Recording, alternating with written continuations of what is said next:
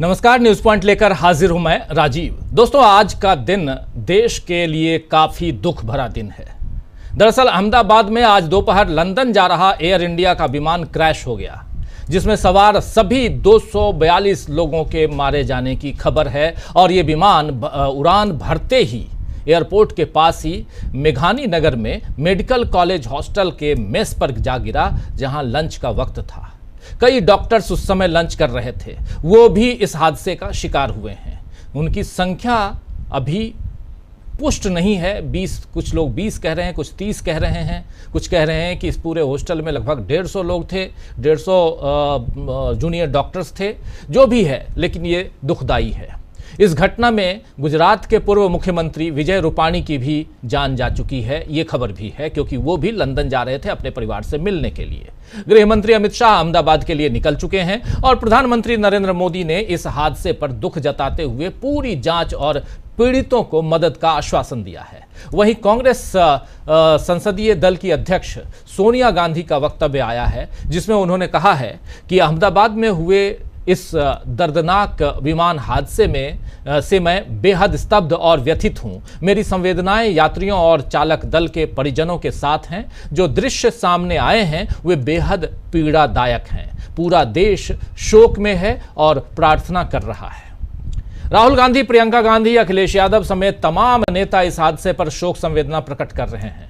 कांग्रेस अध्यक्ष मल्लिकार्जुन खड़गे ने कहा है इसी मसले पे कि अहमदाबाद विमान दुर्घटना में विमान में भारतीयों के साथ विदेशी नागरिक भी सवार थे। मैं मृतकों को श्रद्धांजलि देता हूं। सरकार को लोगों की मदद करनी चाहिए। जहां विमान गिरा है वहां के लोगों की मदद होनी चाहिए। कांग्रेस पार्टी के कार्यकर्ता घटना से प्रभावित लोगों की मदद करेंगे। घटना की जांच होनी चाहिए। ये बात यहां मल्लिकार्जुन खड़गे कह रहे हैं। देश के लिए ये एक और बड़े दुख का दिन है दोस्तों। लेकिन अब इस हादसे के बाद सवाल उठने लगे हैं कि आखिर क्या वजह थी कि प्लेन टेक ऑफ करते ही, उड़ते ही क्रैश कर गया। पायलट ने मेडे कॉल दी थी, लेकिन फिर एटीसी से संपर्क टूट गया। मेडे कॉल का मतलब क्या होता है आपको बता दूं। मेडे कॉल का मतलब है कि प्लेन आपात स्थिति में है, इमरजेंसी में है और मदद की जरूरत है। आपको बता दूं कि विमान उड़ा रहे कैप्टन सुमित सभरवाल और फर्स्ट ऑफिसर क्लाइव कुंदर दोनों अनुभवी थे, एक्सपीरियंस्ड थे।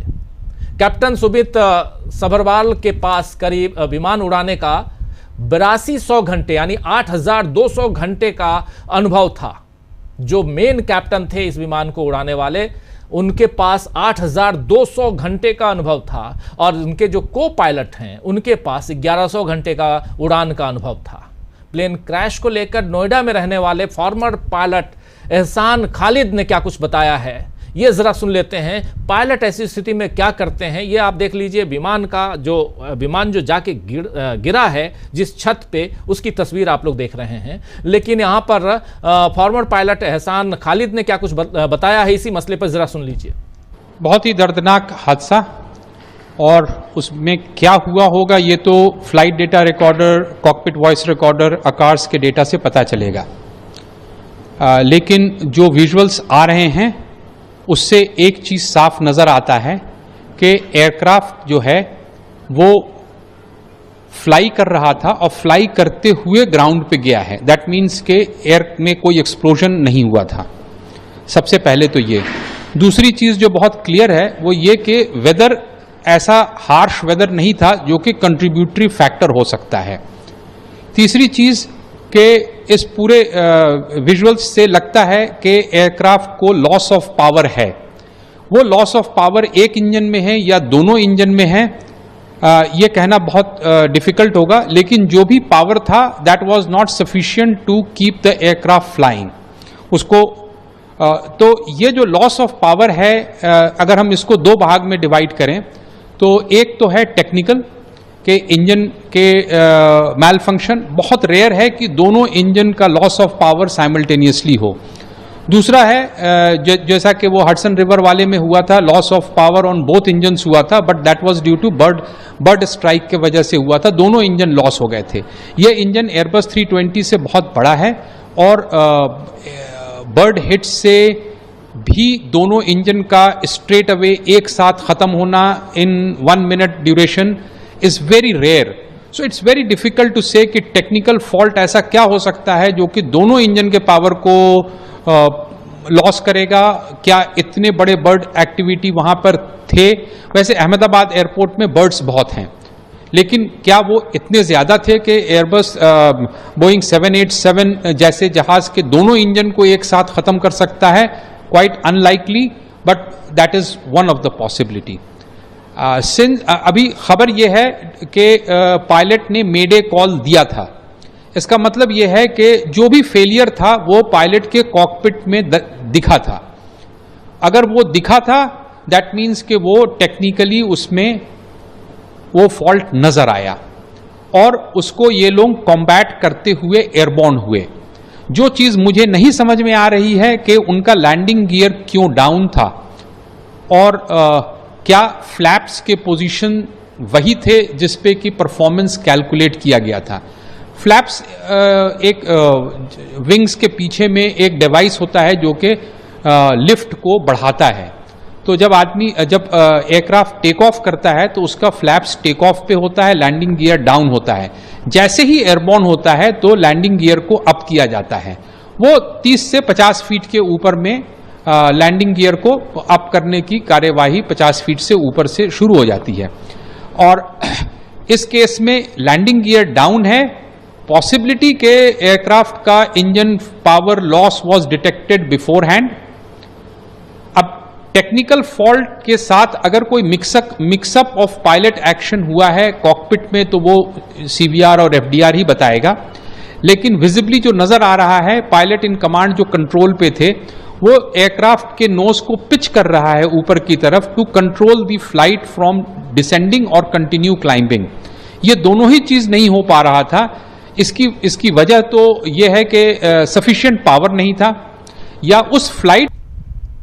तो सुन रहे थे आप, यहां पर साफ साफ पूर्व ये कैप्टन हैं और पायलट हैं और इनको बहुत अच्छी तरह से पता है कि आखिर क्या कुछ हो सकता है. ये तमाम बातें, तमाम संभावनाओं को यहां आपके सामने, हमारे सामने रख रहे थे और अपने अनुभवों के आधार पर बता रहे थे आखिर क्या कुछ हो सकता है. अब ये जांच का विषय है दोस्तों कि आखिर क्यों दोनों इंजन पूरा पावर नहीं ले सके.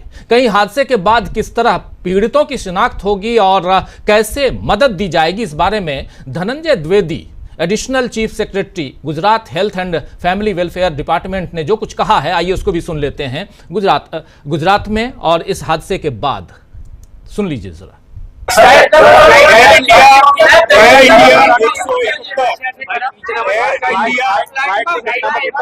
इंडिया 171 फ्लाइट में अहमदाबाद से लंदन जाने के लिए 230 पैसेंजर की बुकिंग थी. उसके सिवाय क्रू मेंबर भी थे. दुर्भाग्यपूर्वक दोपहर के 1:40 बजे के आसपास प्लेन टेक ऑफ होने के साथ ही दुर्घटनाग्रस्त बना. जिस विस्तार में प्लेन क्रैश होकर गिरा है वहां पे अहमदाबाद सिविल हॉस्पिटल के विद्यार्थियों के हॉस्टल, स्टाफ क्वार्टर और अन्य रेजिडेंशियल विस्तार है. उस विस्तार के लोगों को भी ईजा पहुंची है. 50 जितने घायल व्यक्तियों को सिविल हॉस्पिटल अहमदाबाद लाया गया है, जिन्हें श्रेष्ठ सारवार दी जा रही है. अभी वो सघन सारवार में परंतु स्टेबल परिस्थिति में है. फ्लाइट के जो पैसेंजर हैं उनके जो सगे हैं, नजदीक के सगे हैं, उनसे रिक्वेस्ट है कि डीएनए टेस्टिंग की व्यवस्था हम लोगों ने बीजे मेडिकल कॉलेज के कसौटी भवन में की है. आप सबसे अनुरोध है, जिसमें खास तौर पे माता पिता अथवा उनके पुत्र पुत्री नजदीक के सगाओं में होते हैं, आपसे रिक्वेस्ट है कि आप डीएनए सैंपल के लिए कसौटी भवन में बनी हुई व्यवस्था पर अपने सैंपल दें ताकि दुर्घटना के जो विक्टिम है उनका आइडेंटिफिकेशन जल्दी से हो सके.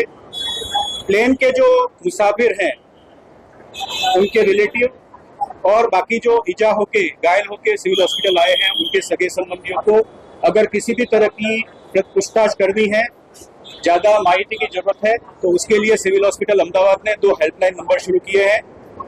एक नंबर है 63 57 37 38 31 एवं दूसरा नंबर है 63 57 37 3841 इन 2 नंबर पे आप माहिती के लिए संपर्क कर सकते हैं।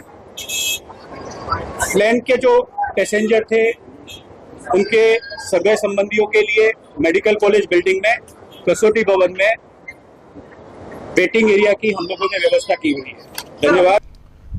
तो यहां सुन रहे थे आप पूरा, और हेल्पलाइन नंबर भी है। हम भी चाहेंगे कि हमारे स्क्रीन पे भी हेल्पलाइन नंबर जो है वो आएगा थोड़ी देर में, वो भी हम आपके सामने रखेंगे। एक बहुत बड़ी घटना है, बेहद दुखद पल है, और हम सबको धैर्य के साथ जांच पूरी होने का और असली कारण सामने आने का इंतजार करना होगा। लेकिन इस बीच जरूरी सवाल हैं जिनसे मुंह नहीं मोड़ा जा सकता। दोस्तों, मणिपुर से पहलगाम तक आपने देख लिया, मणिपुर की घटना को भी देखा, पहलगाम की घटना को भी देखा आपने। ट्रेन हादसों से लेकर विमान हादसों तक कई बार अकाल मौतें देश में हुई हैं। क्या इन्हें महज संयोग या बुरे दिन की तरह मानकर भूल जाना चाहिए, या इन पर कोई जवाबदेही तय होनी चाहिए? लोकल ट्रेन में भी भीड़ अधिक थी तो लोग मर गए, विमान उड़ान भरते ही क्रैश कर गया, इसीलिए लोग मर गए।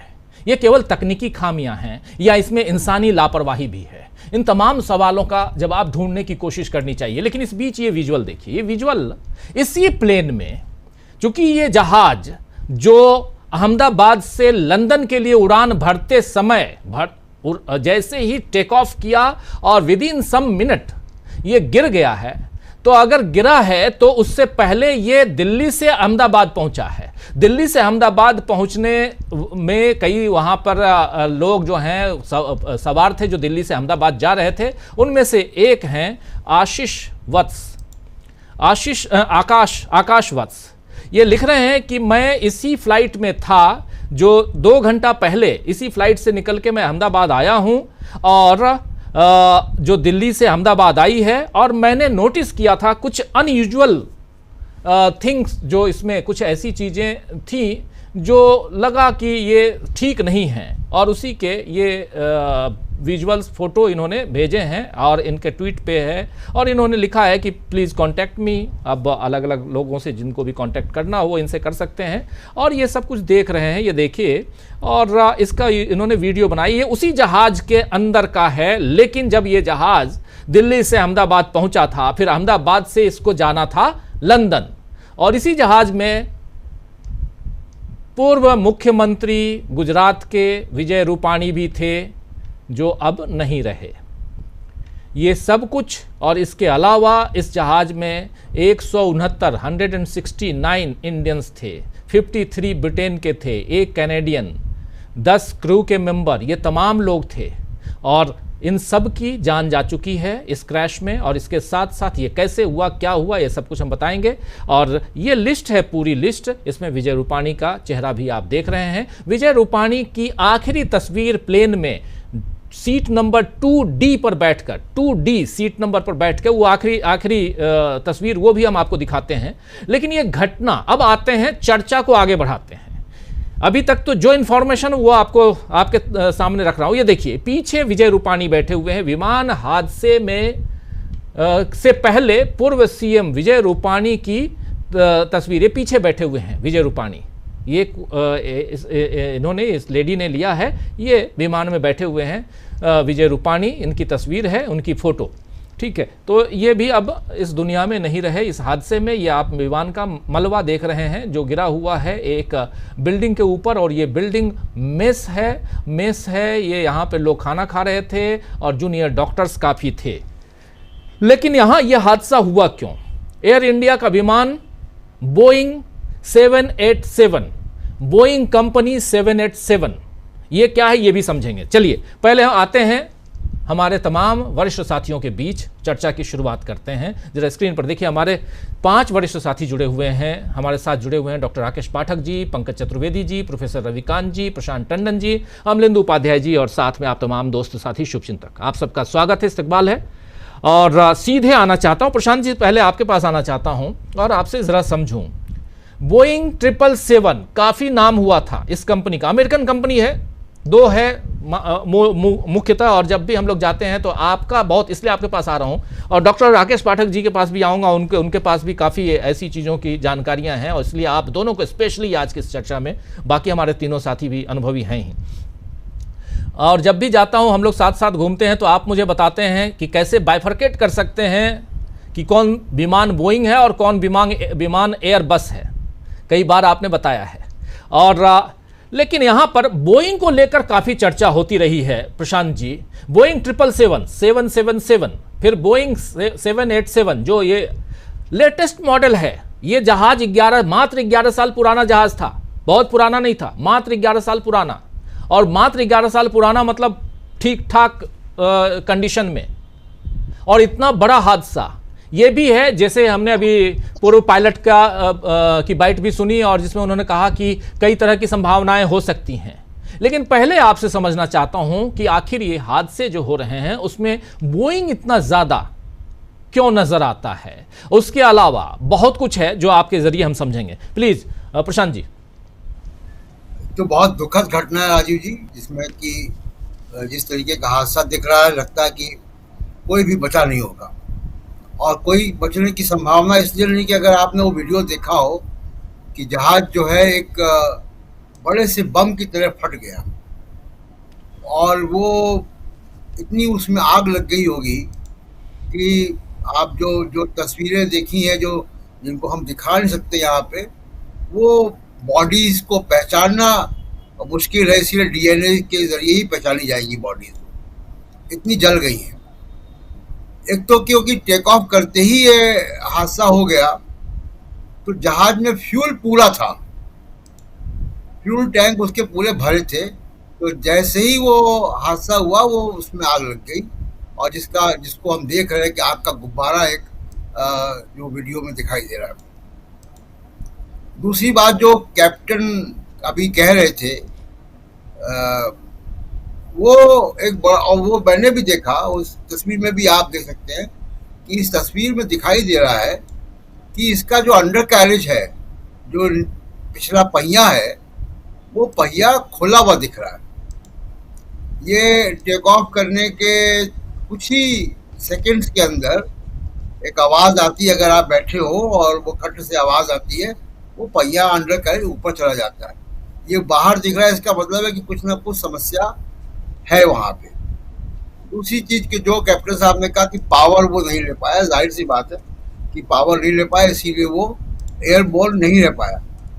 राजीव जी, 55% के लगभग एक्सीडेंट्स लैंडिंग के वक्त होते हैं और लगभग 8% 9% एक्सीडेंट टेक ऑफ के समय होते हैं। लैंडिंग टेक ऑफ सबसे घातक है इन एक्सीडेंट्स के लिए। लेकिन उसको मिला के राजीव जी, एयर जर्नी जो है, हवाई जहाज, अभी भी मैं कहूँगा इस हादसे के बावजूद कहूँगा कि बहुत सेफ है और उसके बहुत से प्रोटोकॉल्स होते हैं, बार बार उसकी जांच होती हैं। जब ये जहाज दिल्ली से अहमदाबाद उतरा होगा और वहाँ से टेक ऑफ किया होगा तो इसका इंस्पेक्शन पूरा हुआ होगा, कैप्टन ने खुद किया होगा। एक विजुअल इंस्पेक्शन होता है, पायलट और को पायलट आपस में उस पूरे ड्रिल को परफॉर्म करते हैं, टैक्सी के समय भी और टेक ऑफ के पहले भी। तो पैरामीटर्स उसके ठीक होते हैं तभी वो टेक ऑफ करते हैं, तो तब तक वो पैरामीटर्स ठीक होंगे। अब जहाँ तक इस ड्रीम लाइनर की बात है राजीव जी, बहुत लंबे समय तक ये डेवलप होता रहा, बिलियंस डॉलर का प्रोजेक्ट है। इसमें बहुत विवाद रहे, कई बार अमेरिकन एविएशन अथॉरिटी AAA ने जो है उसको सर्टिफिकेट देने में देरी की है जी। कई बार इंस्पेक्शन हुए और खासकर जो दो प्रॉब्लम्स इस जहाज में आती रही हैं, एक बैटरीज की प्रॉब्लम आती रही है, लिथियम बैटरीज की, और दूसरी प्रॉब्लम इसके फ्यूजलेज के डिज़ाइन की आती रही है। फ्यूजलेज जिसको हम केबिन कहते हैं, उसके डिज़ाइन की प्रॉब्लम आती रही है। आपको याद होगा कि 2021 की बात है मेरे ख्याल से, जब जो सबसे बड़ा इनका बायर है जापान की 2 एयरलाइंस, उन्होंने पूरी फ्लीट डाउन कर दी थी इन्हीं टेक्निकल खामियों की वजह से। तो बोइंग के डिज़ाइन में, बोइंग के परफॉर्मेंस में, उनके सर्टिफिकेशन में बहुत सारे इश्यूज रहे हैं। अगर आप उसको पढ़ेंगे तो आपको दिखाई देगा कि बहुत इश्यूज हैं इनके सर्टिफिकेशन को लेकर और क्वालिटी कंट्रोल को लेकर। अब ये बोइंग में ऐसा क्यों हो रहा है ये ज्यादा, लेकिन दुनिया भर में ये जहाज जब गया, अभी इस वक्त कोई 1100 जहाज सर्विस में है, जो ड्रीम लाइनर है, पूरी दुनिया में, भारत में भी इसको कुछ समय के लिए ग्राउंड किया गया था। जी, 777 भी हुआ था, बोइंग 777 भी ग्राउंड हुआ था, और ये विमान भी 3 महीने के लिए हुआ था, ग्राउंड हुआ था, इसके उड़ान भरने की अनुमति नहीं थी। जी जी तो जी डीजीसीए एयरवर्दीनेस सर्टिफिकेट देता है, एयरवर्दीनेस सर्टिफिकेट रहा होगा तभी वो इंटरनेशनल फ्लाइट पे था। जी लेकिन निश्चित तौर पे कोई एक प्रॉब्लम वहां अचानक आई है, और वो टेक ऑफ के समय आई है। बर्ड हिट भी एक हो सकता है, लेकिन इतना बड़ा जहाज बर्ड हिट को संभाल लेता है राजू जी, जब तक कि दोनों इंजन में बर्ड हिट ना हो जाए। जी। अब ब्लैक बॉक्स मिलेगा, ब्लैक बॉक्स से अंदाज मिलेगा, लेकिन जो मुझे लग रहा है कि उसने, पायलट ने मे डे का सिग्नल दिया और उसके बाद वो कम्युनिकेट नहीं कर पाया। इसका मतलब है कि वो प्रॉब्लम विद इन सेकेंड्स उसके हाथ के बाहर चली गई। जी बिल्कुल बिल्कुल बिल्कुल, आएंगे इस पे और बात करेंगे, और भी बहुत कुछ जानेंगे, टेक्निकल पहलुओं पे हम चर्चा करेंगे। लेकिन डॉक्टर राकेश पाठक जी, अब जरा आते हैं उस मसले पे जहां से शुरुआत होती है हमारे देश में आखिर ऐसे विमान हादसे, उसमें भी एयर इंडिया। जरा इधर आते हैं, एयर इंडिया, हो सकता है कोई और भी विमान हो, लेकिन एयर इंडिया का जिक्र इसलिए यहां कर रहा हूं क्योंकि लगातार पिछले दिनों जब से टाटा के पास ये कंपनी गई है, एयर इंडिया एक कंपनी के पास गई है, क्योंकि इससे पहले तो एयर इंडिया हिंदुस्तान के सरकार के पास सरकारी एविएशन और एविएशन मिनिस्टर भी हुआ करते थे उस समय, ज्योतिरादित्य सिंधिया, अब नायडू साहब हैं।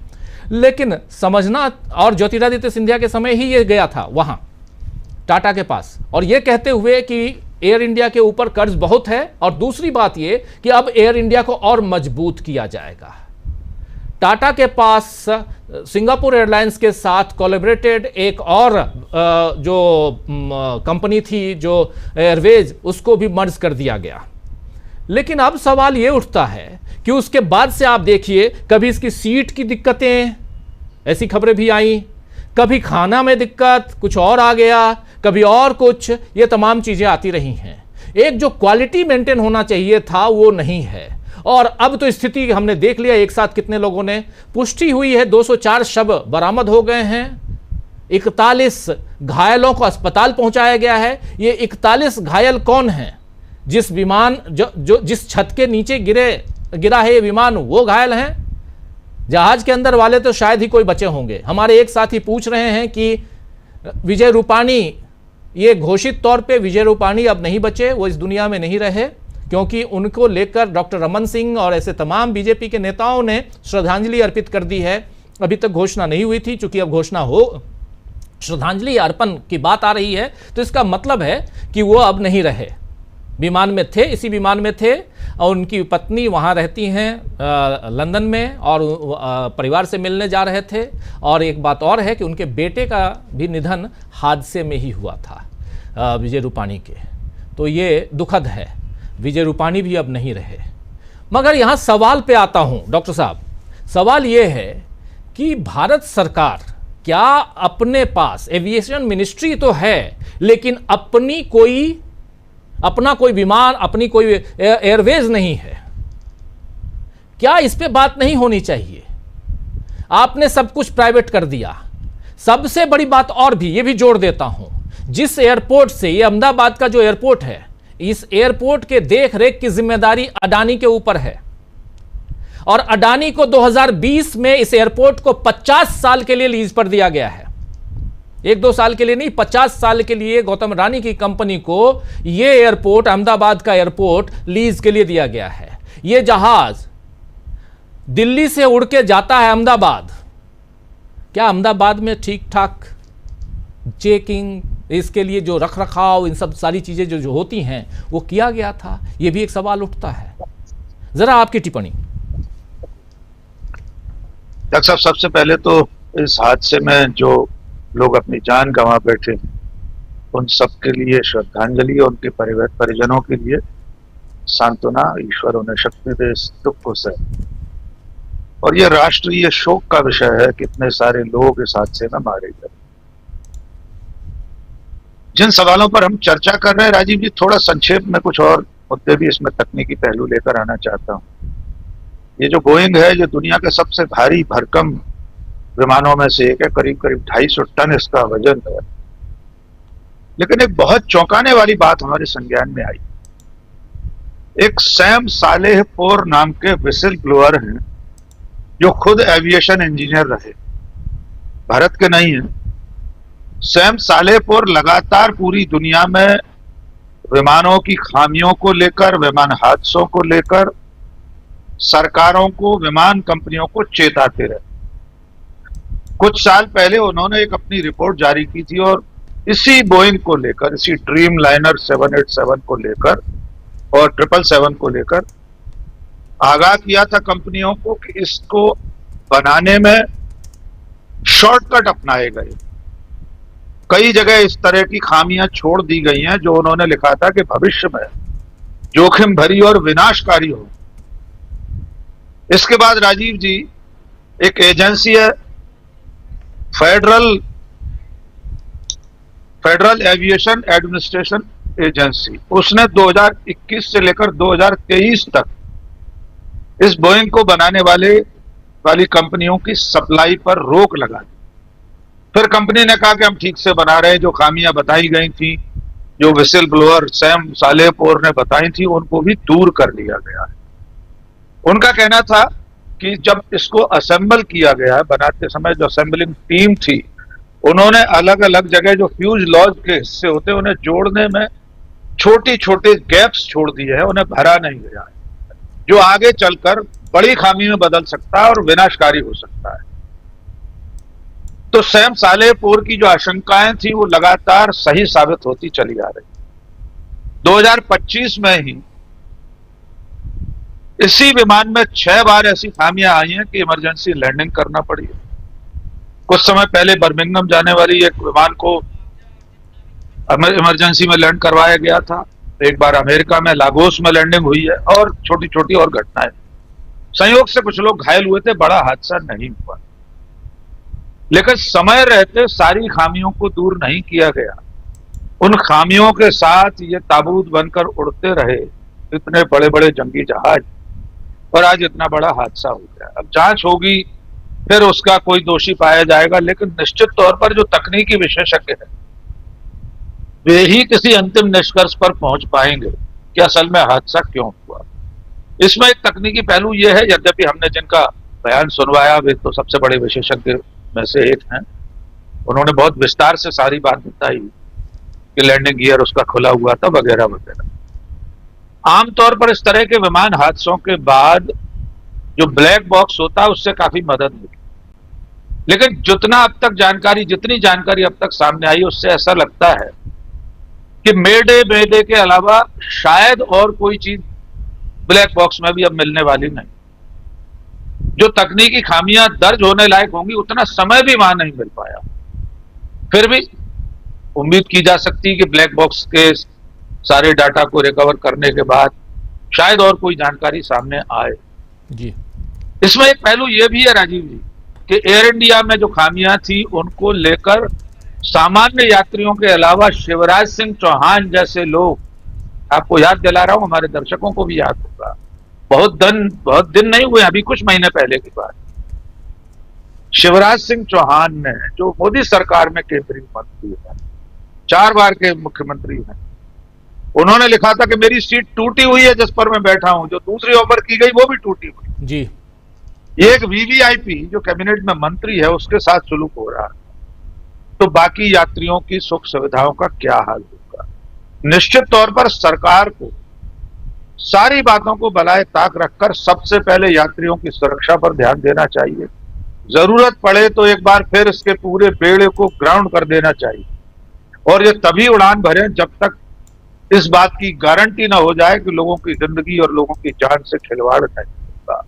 ये राजनीति का अवसर नहीं है, लेकिन एक आखिरी बात जोड़ देता हूं राजीव जी, हमारा समाज कितना जहरीला हो चुका है, कितना विषाक्त हो चुका है कि नेता प्रतिपक्ष राहुल गांधी ने एक ट्वीट किया शोक संवेदना का इस घटना को लेकर। सोशल मीडिया के एक ट्रोल ने उन्हें रीट्वीट करते हुए लिखा कि तू भी क्यों नहीं इसमें बोर्ड कर गया, हम तेरे लिए भी संवेदना व्यक्त करते इस तरह का। हम चाहेंगे तो थोड़ी देर बाद स्क्रीन पर दिखा सकते हैं। बाद में जब बहुत गंभीर प्रतिक्रिया हुई तो उसने माफी का ट्वीट किया है। लेकिन आप सोच सकते हैं कि समाज कितना दूषित हो चुका है इतने बड़े हादसे में, जबकि लोगों की संवेदनाएं हैं। कोई राजनीति नहीं कर रहा, राहुल गांधी भी राजनीति नहीं कर रहे, टीवी लाइव और राजीव रंजन भी देश और लोगों की चिंता में चर्चा कर रहे हैं। हमारी चर्चा में राजनीति कहीं नहीं। लेकिन एक कोई वो पढ़ा लिखा व्यक्ति है शायद जिसने कमेंट किया राहुल गांधी को। तो हम किस तरह के माहौल में जी रहे हैं? जी राजीव जी बिल्कुल, ये दुखद है। सवाल कई सारे हैं। जब राजनीति की ही बात आएगी तो फिर शुरुआत में जैसे मैं कह चुका हूं कि मणिपुर से पहलगाम तक, रेल हादसों से प्लेन हादसे तक, और इतने इतने कई सारे हादसे, इन हादसों के लिए जिम्मेदार आखिर कौन है? सुब्रमण्यम स्वामी ने अभी ट्वीट किया है और साफ साफ कह रहे हैं कि एक रेल हादसा हुआ और उसमें उस समय रेल मंत्री थे लाल बहादुर शास्त्री, उन्होंने इस्तीफा दे दिया। इस प्लेन हादसे के बाद देश के प्रधानमंत्री नरेंद्र मोदी को और उनके अलावा गृह मंत्री अमित शाह को तत्काल इस्तीफा दे देना चाहिए। ये बात लिख रहे हैं सुब्रमण्यम स्वामी। आखिर क्यों लिख रहे हैं? ये राजनीति नहीं है। वो उसके साथ ये भी जोड़ रहे हैं ताकि निष्पक्ष जांच हो सके। एयरपोर्ट किसके हवाले? तो अदानी के हवाले। आखिर एयरपोर्ट और उस जहाज को उड़ने लायक ये जहाज है कि नहीं है, इसकी जांच कौन करेगा? आज इतने लोगों की जान चली गई, उसकी जिम्मेदारी किसकी होगी? टाटा ग्रुप ने हर मृतक को 1-1 करोड़ के मुआवजे का ऐलान कर दिया है और साथ में जो घायल हैं उनके इलाज के लिए जितना पैसा लगे देने के लिए टाटा ग्रुप ने अपनी घोषणा कर दी है। लेकिन क्या सिर्फ पैसे से जिंदगी कट जाती है? किसी एक परिवार का एक आदमी अगर चला गया, वो परिवार अगर उस पर आश्रित था, नहीं भी था, तब भी क्या 1 करोड़ या 5 करोड़ से जिंदगी गुजर जाएगी? वो संवेदनाएं, वो खुशी, वो गम, ये सब कुछ क्या मिल जाएगा? नहीं मिलने वाला। और ये बात अगर जो लोग बैठे हैं उन कुर्सियों पे, उनको अगर समझ में नहीं आती है तो चाहे मणिपुर की घटना हो, चाहे पहलगाम की घटना हो, चाहे आज ये घटना हो, सारी घटनाएं ऐसी होती रहेंगी और फिर सब पल्ला झाड़ते रहेंगे। आना चाहता हूं पंकज जी आपके पास, जरा आपसे समझूं, फिर प्रोफेसर रविकांत जी आपके पास आता हूं। पंकज जी, जरा आपसे भी समझना चाहता हूं। कोई राजनीति नहीं, हम भी ये समझने की कोशिश कर रहे हैं कि आखिर क्यों हुआ इतना बड़ा, सबसे बड़ा प्लेन हादसा मेरे नजर में। और 2-4 ऐसी घटनाएं हैं, लेकिन हिंदुस्तान में, आजाद भारत में, शायद आप लोगों को भी याद नहीं होगा कि इतने लोग, 242 लोग प्लेन में, और प्लेन जहां गिरा वहां भी नीचे 42 लोग जो घायल हैं, उसमें मैक्सिमम तो वहीं जहां गिरा है वो लोग हैं। जी डॉक्टर साहब कुछ जोड़ना चाहते हैं? फिर पंकज चतुर्वेदी। राजीव जी, एक वीडियो अभी वायरल हो रहा है। इस विमान दुर्घटना में एक यात्री आग लगने पर विमान से कूद गए थे, वे जीवित हैं और मैं उनका सीट नंबर भी बताता हूँ। 11A पर थे ये, 11A पे। और जैसे ही आग लगी 11A पर, इनका वीडियो अभी हम चाहेंगे तो हमारे दर्शकों को दिखा देंगे। जी, थोड़ा सा एक्चुअली है क्या कि जो विभत्स है, आग और ऐसे नहीं, ये बिल्कुल ठीक ठाक है, चलते हुए जा रहे हैं, बता रहे हैं कि वे विमान से कूद गए, उनके बहुत ज्यादा ऐसे जले हुए नहीं थे। जी सीट नंबर 11A, ये व्यक्ति जीवित मिला है, बहुत अच्छी बात है। और भी लोग जीवित मिले, बहुत खुशी होगी, लेकिन बहुत दुख है ऐसी घटना घटती है तो। पंकज चतुर्वेदी जी। राजू जी, हम किस को रोएं? हम जहाज को रोएं कि ट्रेन को रोएं? जब हम लोग जहाज की चर्चा कर रहे थे, उसके थोड़ी देर पहले बीच दिल्ली में शिवाजी स्टेडियम रेलवे स्टेशन पे ट्रेन नीचे उतर गई पटरी के जी। जो EMU चलती है निजामुद्दीन से गाजियाबाद, वो नीचे उतर गई। वो तो चलो भला हो, ऊपर वाला कहीं ना कहीं हमारे देश को चला रहा है, तो उसमें कोई हताहत नहीं हुआ। देखिए हो क्या रहा है कि इस सरकार का जो तंत्र है। दूसरा, हाँ, जो डॉक्टर पाठक ने बताया था, वो जो लड़का है जिसने दुर्भाग्यपूर्ण राहुल गांधी की टिप्पणी की, वो सैमसंग सरी की कंपनी में सॉफ्टवेयर इंजीनियर है। तो दुर्भाग्य है कि पढ़े लिखे लोग जब इस प्रकार की निर्मम बातें और मूर्खतापूर्ण बातें करते हैं, तो वास्तव में उनको लगता है कि सरकार ने किस प्रकार का टॉक्सिक माहौल बना दिया है। उस सरकार ने इस प्रकार के युवाओं को टॉक्सिक बना दिया है, जो सरकार को जिम्मेवारी लेना नहीं चाहती। गृह मंत्री जी पहुंच गए, ये तस्वीर आप देखिए, गृह मंत्री अमित शाह पहुंच चुके हैं घटनास्थल पे। ये सब जाएंगे, अभी से थोड़ी देर पहले आप विजुअल देख रहे थे, नायडू जो उड्डयन मंत्री हैं, एविएशन मिनिस्टर, वो भी पहुंचे हुए थे। क्या कर लेंगे पहुंच गए जी। देखिए क्या है कि ये जो सरकार है, एयर इंडिया पहले टाटा की हुआ करती थी। पंडित नेहरू को लगा कि इतना बड़ा देश है, इसकी अपनी एयरलाइन होना चाहिए। उन्होंने इसको सरकारी बनाया। एक तो नेहरू से नफरत, दूसरा हमको कोई जिम्मेवारी नहीं लेनी है, मजे सबको लेना है। और एयरलाइंस तंत्र में पूरा अकेले एयरपोर्ट के व्यवस्थाओं को नहीं लेकर कौन सी एयरलाइंस किस टाइम पे जाएगी उसको लेकर पूरा प्राइवेटाइज जो सेक्टर किया गया है, उसके अंदर जो करप्शन है उसका एक ये बहुत बड़ा उदाहरण है। देखिए एक मानक था, हमारी एक स्टैंडर्ड बना हुआ था कि भारत सरकार की ये एयरलाइन से एक आदमी भरोसे से जाता था, सरकारी कर्मचारियों को बोल रखा था कि आप केवल इंडियन एयरलाइन से ही सफर करेंगे। तो एक मानक बनाओ, लेकिन हमको जिम्मेवारी नहीं लेनी है। भाई आपको यदि इंडियन एयरलाइंस के खर्चे बचाने थे तो बोलते थे सरकारी एयरलाइंस पे जो एयरपोर्ट के टैक्सेस है वो नहीं लगेंगे जो अडानी की जेब में जा रहे हैं। हालांकि वो पैसा भी सरकार यात्री से ही ले रही थी। एक उदाहरण है, हमने उसको जिम्मेवारी नहीं निभाई। ट्रेनों को हमने प्राइवेटाइज करना शुरू कर दिया है, रेलवे स्टेशन को प्राइवेटाइज करना शुरू कर दिया है, और जिससे जो मरे तो बोलते हैं हमारा तो इसके अंदर कुछ है ही नहीं, इसे तो प्राइवेट है। अब इस घटना को एक विज्ञान का छात्र और साइंस का स्टूडेंट होने के नजरिए से, मैं कोई एविएशन का एक्सपर्ट नहीं हूं, मेरा एक इसमें आकलन थोड़ा सा है। एक तो यह है कि चूंकि ये जहाज उड़ के आया है दिल्ली से और अहमदाबाद में रुका है, और दूसरी चीज जैसे प्रशांत भाई ने भी बताया था कि उड़ते समय जहाज के हादसे बहुत कम होते हैं, क्योंकि शुरुआत में उसका पूरा इंस्पेक्शन हो चुका होता है, सब कुछ हो चुका होता है, तो कोई पॉसिबिलिटी नहीं होती है। उस पोजीशन में इसके हादसे होने के जो कारण जो दिख रहे हैं कि उसका पावर ही उसने नहीं लिया है। पावर नहीं लेने का एक कारण हो सकता है एक नॉर्मल नेग्लिजेंसी, कि यदि पूरा रनवे जहाज नहीं लेता है तो एक बार इसका पावर कम होता है, ये तो जांच में सामने आएगा।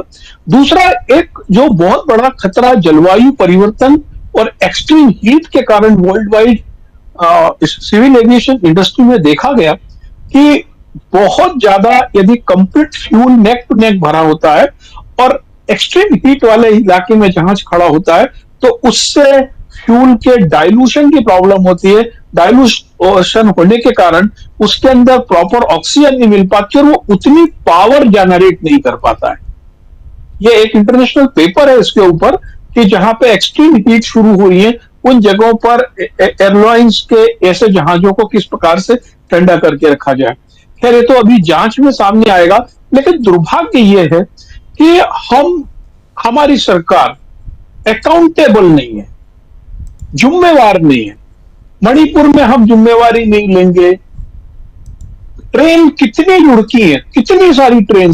आप याद करें लास्ट ईयर तो इन्होंने उत्तर प्रदेश में बोल दिया था कि पूरी सेबोटेज हो रहा है, सब कुछ ISI से लेकर सबको ट्रेन पलटना चाहता है, लेकिन आप कोई कारण नहीं बता पाए कि उसके अंदर आपकी लापरवाही थी कि क्या थी। देखिए हो क्या रहा है, ट्रेन की स्पीड बढ़ाने का जोर है, दूसरा ट्रेन के इलेक्ट्रिफिकेशन को अर्जेंट करने का जोर है।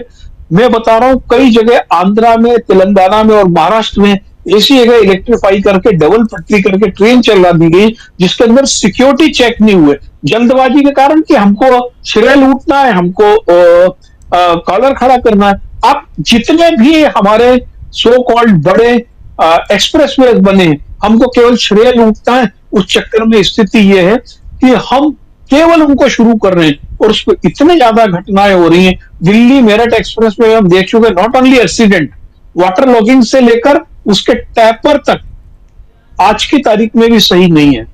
तो ये सरकार जो है अपना कॉलर खड़ा करने के लिए बहुत सारी घोषणाएं कर देती है, ये नए जो नए है, एयरपोर्ट बना रही है। थोड़ा रोकना चाहूंगा, ये जो तस्वीरें जी। देख रहे हैं ये आसपास के बिल्डिंग्स की तस्वीरें हैं। देखिए हादसा कितना बड़ा था, विस्फोट कितना ज्यादा था उसमें जहाज के गिरने के कारण, कि आसपास की बिल्डिंग्स की ये तस्वीर आप देख लीजिए कि वहां भी उसकी आग की लपट जो है वो वहां तक पहुंची थी। ये सिर्फ तस्वीरें हैं।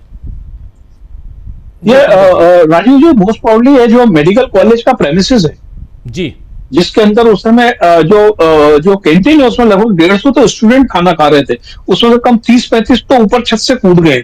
उसके अंदर भगवान न करे बहुत बड़ी संख्या में लोगों के हताहत होने की खबर आ रही है। ये चूंकि ये सरकार तो नंबर दबाने में भी एक्सपर्ट है ना। ये आज ही के दिन बैंगलोर के स्टैम्पेड के कारण सरकार से इस्तीफा मांगने के लिए बंगलोर में और पूरे कर्नाटक में बीजेपी प्रदर्शन कर रही है, लेकिन वही बीजेपी दिल्ली रेलवे स्टेशन पर हादसा होता है, कुंभ में हादसा होता है, उस पर न तो नंबर सही बताती है न इस्तीफे की बात करती है। यदि बैंगलोर में हम इस्तीफा मांग सकते हैं तो फिर इतने बड़े हादसे में जिसके अंदर 60 से ज्यादा विदेशी नागरिक मर गए, हमारे आप सोचिए हमारी इज्जत कितनी खराब होगी। आप ये सोचिए कि एयर इंडिया को अभी भी सरकारी टैगलाइन की जो प्रिविलेज है उससे मुक्त होने में विदेश में समय लग रहा है। विदेश में अभी भी लोग सोचते हैं एयर इंडिया वही है महाराज, और उस जब हमारी एक एयरलाइंस का इस तरीके से दुर्घटना होगी तो हमारी विश्व में जो लोग पर्यटक आ रहे हैं, जो हमारे यहाँ बिजनेस के लिए लोग आ रहे हैं, आप सोचिए उनके ऊपर क्या असर होगा। और उस पोजीशन में कि सरकार हाथ झाड़ लेती है कि हम जांच करा रहे हैं, वैसे तो प्राइवेट है, हमारा इसके अंदर कोई दौर नहीं, और इसके अंदर गंभीरता से जांच होना ये कि जो ग्राउंड स्टाफ जिसने जहाज को चेक किया है क्या एयर इंडिया के कॉन्ट्रेक्चुअल थे या एयरपोर्ट अथॉरिटी के कॉन्ट्रेक्चुअल थे, उन्होंने उसको क्या जांच किया। क्योंकि यदि प्रॉपर जांच की जाती है तो हमें नहीं लगता कि इतना बड़ा हादसा हो सकता था। यह मुख्य रूप से सरकार की जिम्मेवारी ना लेने की जो आदत है और झूठे दम्भ और अपने दावे करने का जो शौक है उसकी परिणति है। जी राजीव जी। जी बिल्कुल बिल्कुल। बहुत इम्पॉर्टेंट और एक ऐसा मसला जिस पे जितनी चर्चा करें कम है, लेकिन बहुत दुखदाई, और सबसे बड़ी चीज़ कि आखिर ऐसी घटनाओं के लिए जिम्मेदार कौन है और क्यों हुआ सबसे बड़ा प्लेन हादसा, यही समझने की हम कोशिश कर रहे हैं। प्रोफेसर रविकांत जी आपके पास आना चाहता हूं, और इस बीच लगातार खबरें बहुत कुछ आ रही हैं जो हम बीच बीच में आप तक पहुंचाते रहेंगे, कुछ विजुअल्स आ रहे हैं जो हम आप तक पहुंचाते रहेंगे। लेकिन सबसे बड़ी चीज़ प्रोफेसर रविकांत जी कि क्या भारत सरकार के पास अपनी एयरलाइन नहीं होनी चाहिए, और दूसरी बात कि ऐसी घटनाओं के लिए आखिर जिम्मेदार किसको माना जाए, टाटा को, भारत सरकार को, जो एविएशन कंपनी है टाटा उसको, भारत सरकार को, जहां जांच होनी चाहिए उड़ान से पहले उस एयरपोर्ट के संचालकों को, कौन जिम्मेदार है इतने लोगों की मौत का, या जो घायल हो गए, अपंग हो जाएंगे, कुछ और होगा उनके लिए। देखिए राजीव जी, ये बहुत शोक की घड़ी है, लेकिन इतने लोगों के हताहत होने का जिम्मेदार कोई ना कोई तो होना चाहिए। इसमें कोई राजनीति नहीं। जो लोग ये सोचते हैं कि नहीं साहब इस समय ये सवाल नहीं होना चाहिए, मुझे लगता है कि इस समय सबसे ज्यादा जरूरी सवाल यही है। ऐसे तो लग रहा है कि इस देश को कोई चला ही नहीं रहा है। इस देश का कोई प्रधानमंत्री नहीं है, कोई गृह मंत्री नहीं है, कोई एविएशन मिनिस्टर नहीं है, कौन एयरपोर्ट अथॉरिटी चला रहा है, कौन उस एयरपोर्ट को चला रहा था। ये लगता है कि इस देश में कुछ है ही नहीं, सब कुछ अपने आप चल रहा है। और आपको याद होगा अब तो तकरीबन 3 साल हो गए हैं, मोरबी जो झूला पुल था उसका हादसा, 141 लोगों की मौत हुई थी ठीक चुनाव के पहले। उसमें कौन जिम्मेदार था जिसने वो पुल बनाया था, वो कहां गया, उसकी गिरफ्तारी हुई क्या, किसी को कोई खबर नहीं। तो ये जो देश इस समय चल रहा है उसमें किसी की कोई जवाबदेही नहीं है। आप अपने जिंदगी के खुद जिम्मेदार हैं। एक दौर में हम लोग बस में बैठते थे तो बस में लिखा रहता था कि सवारी अपना कोई अंग बाहर ना निकाले, और अपने सामान की आप खुद जिम्मेदार हैं। इस समय हालत यही है कि आप अपनी जिंदगी के खुद जिम्मेदार हैं। अब ये नागरिक होना खत्म हो चुका है। अब आप एक राजशाही में जी रहे हैं, राजा जो चाहेगा वो करेगा, आपको केवल राजा की भक्ति करनी है। लोग मरते हो तब भी, जीते हो तब भी, 5 किलो राशन की लाइन में लगे हो तब भी, पेपर आउट हो रहे हो तब भी, नौकरी ना मिले तब भी, आपको सिर्फ स्तुति करनी है। लोकतंत्र का मतलब क्या है? जहां लोग सरकार को चुनते हैं उसकी मीनिंग क्या है? जिम्मेदारी। और जिम्मेदारी अगर नहीं है तो आप कह दीजिए कि लोकतंत्र नहीं है। इस पे क्या किसी का इस्तीफा होगा? और सुब्रमण्यम स्वामी ने बिल्कुल ठीक कहा है। मणिपुर में हादसा होता है और इतना बड़ा, उसमें वो पूरा तो गृह युद्ध एक तरह से हो रहा था मणिपुर में, सब कोई जिम्मेदार नहीं था। कोरोना काल में इतने लोग मर गए, कोई जिम्मेदार नहीं था। वैक्सीन के बाद आपको थैंक यू बोलना है। अभी इसमें जो 2 लोग बचे हैं शायद, उनके हाथों में पोस्टर थमा दिया जाएगा कि आप थैंक यू मोदी जी बोलिए, क्योंकि आप बच गए। और जो घायल हैं वो स्वस्थ होकर के लौटेंगे तो वो भी थैंक यू मोदी जी बोले। ये किस तरह का देश आपने बना दिया? क्यों जिम्मेदारी तय नहीं होगी?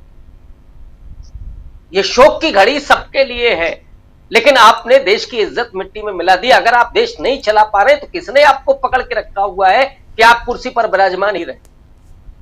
इस देश में वो भी नजीरें रही हैं कि जहां एक रेल हादसे के बाद रेल मंत्री इस्तीफा दे देते हैं, लाल बहादुर शास्त्री, और वो कहते हैं कि सबसे बड़ी जिम्मेदारी मेरी है, किसी और की नहीं। लेकिन यहां तो साहब नहीं है। वो देखिए आप कितने उजले कपड़े पहन करके गृह मंत्री पहुंचते हैं, क्रेज में कोई कमी नहीं है उसमें। ये हालात हैं इस देश की। मैं समझता हूं कि सबसे ज्यादा जरूरत इस बात की है कि जो देश को नहीं चला पा रहा है, केवल विश्वगुरु कहने से नहीं देश बनता है।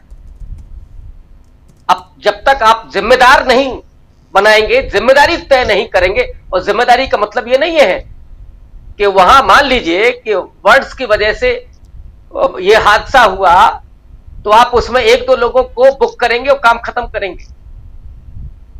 शीर्ष पर जिम्मेदारी किसकी है? ये 240-42 जितने भी लोग हताहत हुए हैं, इनकी जिंदगी की कीमत क्या 1 करोड़ रुपया है? शुक्र है कुंभ में मरने वाले जो थे उनको तो वो भी नसीब नहीं हुआ। वो गरीब थे, भेड़ बकरी की तरह मर गए, खप गए, उनका तो लिस्ट में नाम भी नहीं आया। ये देश चल रहा है ना कि वो गरीब थे तो उनका नाम भी नहीं आएगा, खत्म हो गया। वहां भी कोई जिम्मेदार नहीं था। वहां तो बागेश्वर कह रहा था कि सब बैकुंठ सुधार गए। अभी हो सकता है कि यहां भी कोई कहने लगे। ये लोकतंत्र नहीं है। लोकतंत्र में पहली जिम्मेदारी, और किसी भी व्यक्ति की जान उतनी ही, उसकी डिग्निटी उतनी ही है, उसका सम्मान उतना ही है, चाहे वो देश का हो, देश के बाहर का। और जो भी हुआ है, जो हादसा हुआ है, मैं एकमात्र बात जिस पर जोर देना चाहता हूं कि जिम्मेदारी तय होनी चाहिए, वो किसी की भी हो, और बड़े अथॉरिटी की। ये नहीं है कि नहीं साहब इसमें 4 लोगों को आप और जांच के बाद और उसके बाद गायब हो जाएगा। ये नहीं होना चाहिए राजीव। बिल्कुल बिल्कुल आप सही कह रहे हैं, जिम्मेदारी तय होनी चाहिए। अब राहुल गांधी अगर संवेदना व्यक्त करते हैं तो क्या से क्या बोला जाता है वो अभी आपने सुन लिया। और कई लोग हम लोग ही चर्चा कर रहे हैं, तो कई लोग कह रहे हैं कि पक्षियों के टकराने से हो सकता है, इंजन फेल होने से हो सकता है। भाई कुछ भी हो सकता है, हर संभावनाएं हैं, कुछ भी हो सकता है। लेकिन ऐसा क्यों हुआ? क्यों हुआ सबसे बड़ा प्लेन हादसा? सवाल यह है, इतना बड़ा सवाल है। 242 लोगों की जान, उसका जिम्मेदार कौन? क्या 1-1 करोड़ रुपए मुआवजे से उन लोगों का परिवार, लालन पालन, बच्चों का, घर का बुजुर्गों का हो जाएगा? सवाल यह है, ऐसे हादसों के लिए जिम्मेदार कौन है? चाहे प्लेन हादसा हो या रेल हादसा हो या मणिपुर जले या पहलगाम जले, पहलगाम का बैसरन घाटी जहां 26 लोगों को भून दिया गया, आखिर जिम्मेदार कौन है? जो सरकार रहेगी पूछा उसी से जाएगा। अंधभक्ति से बाहर निकलिए भाइयों, साफ साफ यहां पे है कि जिम्मेदारी कौन लेगा। लाल बहादुर शास्त्री और ऐसे तमाम पूर्व हमारे जो नेता रहे, वो लोग जिम्मेदारी लेते थे ताकि निष्पक्ष जांच हो। बीजेपी का ही एक पूर्व सांसद आज की तारीख में क्यों कह रहा है कि होम मिनिस्टर को, पीएम को और उड्डयन मंत्री, एविएशन मिनिस्टर नायडू को इस्तीफा देना चाहिए ताकि जांच हो पाए निष्पक्ष?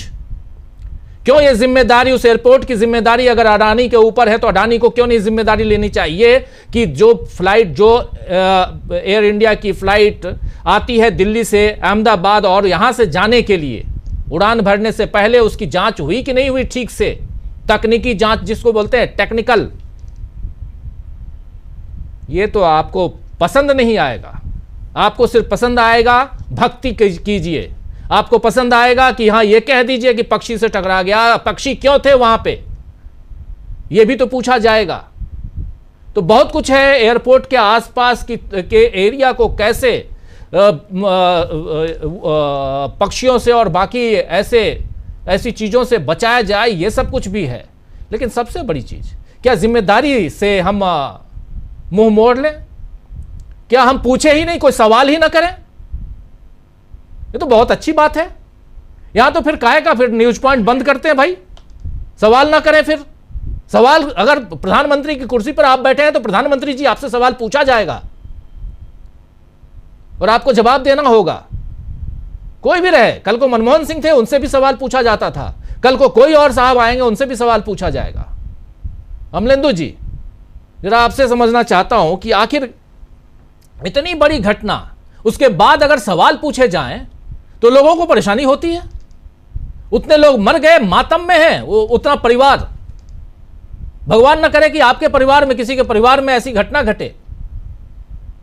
भगदड़ में इतने लोग मारे जाते हैं। और देखिए, कर्नाटक के भगदड़ की हमने आलोचना की, हमने वहां के मुख्यमंत्री की आलोचना की, और वहां के मुख्यमंत्री से तो आप इस्तीफा मांग रहे थे क्योंकि वहां कर्नाटक में आपकी सरकार नहीं, कांग्रेस की सरकार है। लेकिन आप योगी आदित्यनाथ से इस्तीफा नहीं मांगोगे। आप इधर प्रधानमंत्री से, गृह मंत्री से, उड्डयन मंत्री से, इनसे इस्तीफा नहीं मांगोगे। क्या वो दूध के धुले हैं? समझ में नहीं आता है कहां हमारा देश चला गया है। अमलेंदु जी,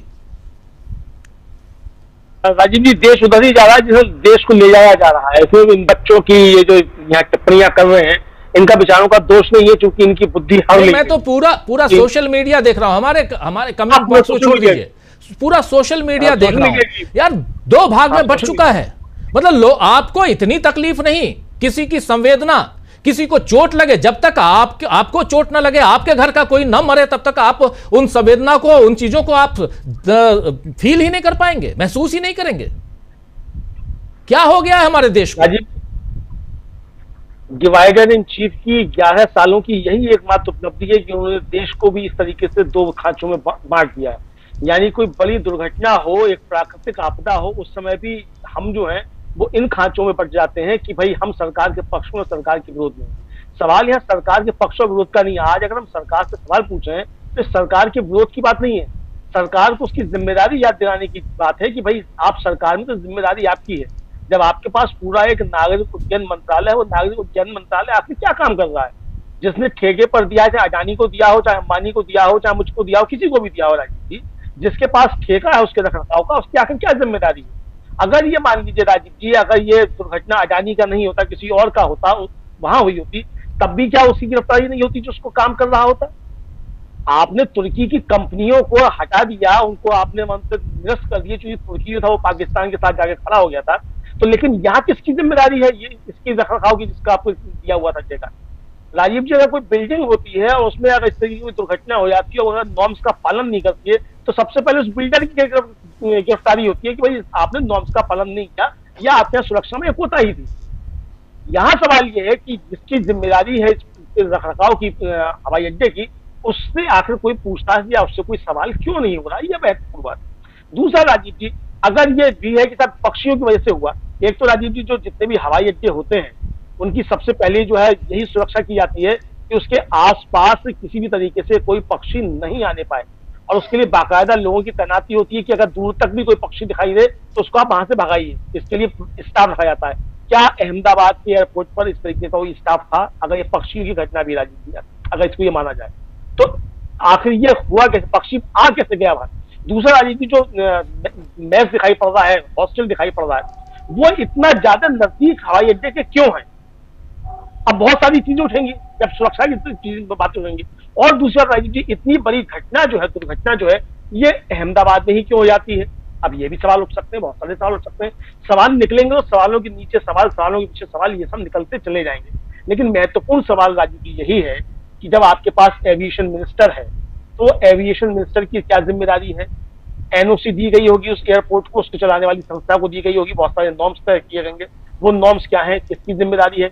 और जैसा कि वो आकाश वक्त के जो यूजर है जो दिल्ली से पहुंचे अहमदाबाद तक उसी एयरपोर्ट में, उसी हवाई जहाज से, वो वीडियो जारी कर रहे हैं, लग रहा है 1 मिनट 37 सेकंड का है, कुछ सेकंड का है, और वो दिखा रहे हैं कि एसी भी नहीं चल रहा है उसका, और वो किस तरीके से टकमगा रहा है, ये वीडियो बना के दिखा रहे हैं। तो अगर कोई यात्री उसको बना रहा है राजीव जी, इसका मतलब पहले से चीजें हुई होंगी। तो 2 घंटे अगर चल के आया है और इतनी लंबी उड़ान पर जा रहा है तो उसकी सुरक्षा जांच क्यों नहीं हुई? अगर हुई तो उसमें क्या कोई कमी निकली कि नहीं निकली? बहुत सारे सवाल उठेंगे। हालांकि ये सारी चीजें जांच के बाद होगी, और जांच जब होगी तब इसके बाद आएगा। लेकिन सवाल तो निश्चित तौर पर उठेंगे कि आखिर ये चूक कहाँ हुई है, और सरकार से ही सवाल पूछे जाएंगे। ये सवाल मुझसे नहीं पूछे जाएंगे, आपसे नहीं पूछे जाएंगे, क्योंकि हमारा और आपका राजीव जी इसमें कोई स्टेक नहीं है। जिम्मेदारी जो है या तो टाटा की है, या फिर एयरपोर्ट की है, या फिर एयरपोर्ट अथॉरिटी ऑफ इंडिया की है, या सरकार की है। तो जिनकी जिम्मेदारियां हैं, सवाल उनसे ही पूछे जाएंगे। जहाज में अगर कोई कमी थी तो जहाज को जो संचालित करती है उस कंपनी का क्या उसमें दोष है? एयरपोर्ट की अगर कोई कमी है तो उसका क्या दोष है? और इन दोनों की अगर कुछ मामला है तो इनको क्लीन चिट देने वाले या इनको लाइसेंस देने वाले जो एयरपोर्ट अथॉरिटी ऑफ इंडिया है और जो नागरिक उड्डयन मंत्रालय है, उसकी जिम्मेदारी बनती है। तो ये है राजीव जी, सर लाल बहादुर शास्त्री ने इस्तीफा नहीं दिया था दुर्घटना पर, नीतीश कुमार भी इस्तीफा दे चुके हैं एक बार। तो अब आखिर हमारा कोई नागरिक उड्डयन मंत्रालय अगर है तो वो इस्तीफा क्यों नहीं देगा? प्रधानमंत्री से इस्तीफा क्यों नहीं मांगा जाएगा? भाई आप जैसे आपने भी कहा कि भाई बेंगलुरु में एक घटना हो जाती है तो आप वहां के मुख्यमंत्री का तो इस्तीफा तुरंत मांग लेते, बहुत अच्छी बात है, मांगना चाहिए, आप विपक्ष में है मांगिए। लेकिन जहां आप सरकार में है वहां भी तो आप इस्तीफा मांग लीजिए फिर। तो राजनीति तो करेंगे आप, और हम आपसे इस्तीफा भी नहीं मांगे। एक आम नागरिक के तौर पर अगर हम ये पूछे कि सरकार की जिम्मेदारी क्या है और जो अथॉरिटीज है उनकी जिम्मेदारी क्या है, तो आप हम पर सवाल ये है, हम कुछ नहीं मांगते हैं भाई। हम ना सिद्धारमैया से इस्तीफा मांग रहे हैं और न ही यहाँ जो गुजरात में घटना घटी उसके लिए किसी से इस्तीफा मांग रहे हैं। हम तो जो खबर है वो पहुंचा रहे हैं, उसका विश्लेषण कर रहे हैं। अपना काम सीधा है कि जो गलत है वो गलत बताइए, जो सही है सही बताइए। आखिर यह हादसा क्यों हुआ, इतना बड़ा प्लेन हादसा क्यों हुआ, वो बता दीजिए। जिसकी जिम्मेदारी है वो बता दे। 242 लोगों की जान किस कीमत पर गई? उसमें से एक की तस्वीर आ रही है कि एक 11A का पैसेंजर जो है वो कूद कर अपनी जान बचाने में सफल हो गया। अगर ऐसा है, तस्वीर भी आ रही है कई जगह, अगर ऐसा है तो बहुत बड़ी बात है। जाको राखे साइयां मार सके ना कोई, तो वही है कि बचाने वाला बचा लिया। लेकिन सबसे बड़ी बात यहाँ पे, सबसे बड़ी बात कि ऐसे हादसे हुए क्यों? उड्डयन मंत्रालय है लेकिन हमारे पास जहाज नहीं, अपनी एयरलाइंस नहीं है। क्यों नहीं है? उड्डयन मंत्री किस काम के हैं और एयरलाइंस क्यों नहीं? दुनिया की चौथी अर्थव्यवस्था है हम।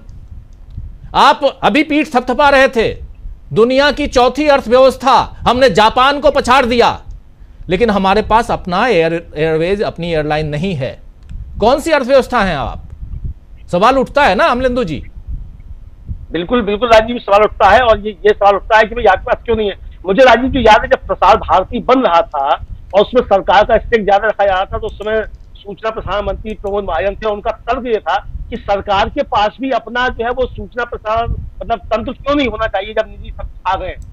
तो अब राजीव जी अगर उस समय आप प्रसार भारती बनाते समय सरकार के कब्जे में प्रसार भारती को रखना चाहते हैं, तो आज सवाल ये क्यों नहीं उठना चाहिए कि जब इतनी निजी कंपनियां हैं तो आपने सरकारी कंपनी बेच क्यों दी और सरकार के पास अपना एयरलाइन क्यों नहीं होना चाहिए? अब सवाल है।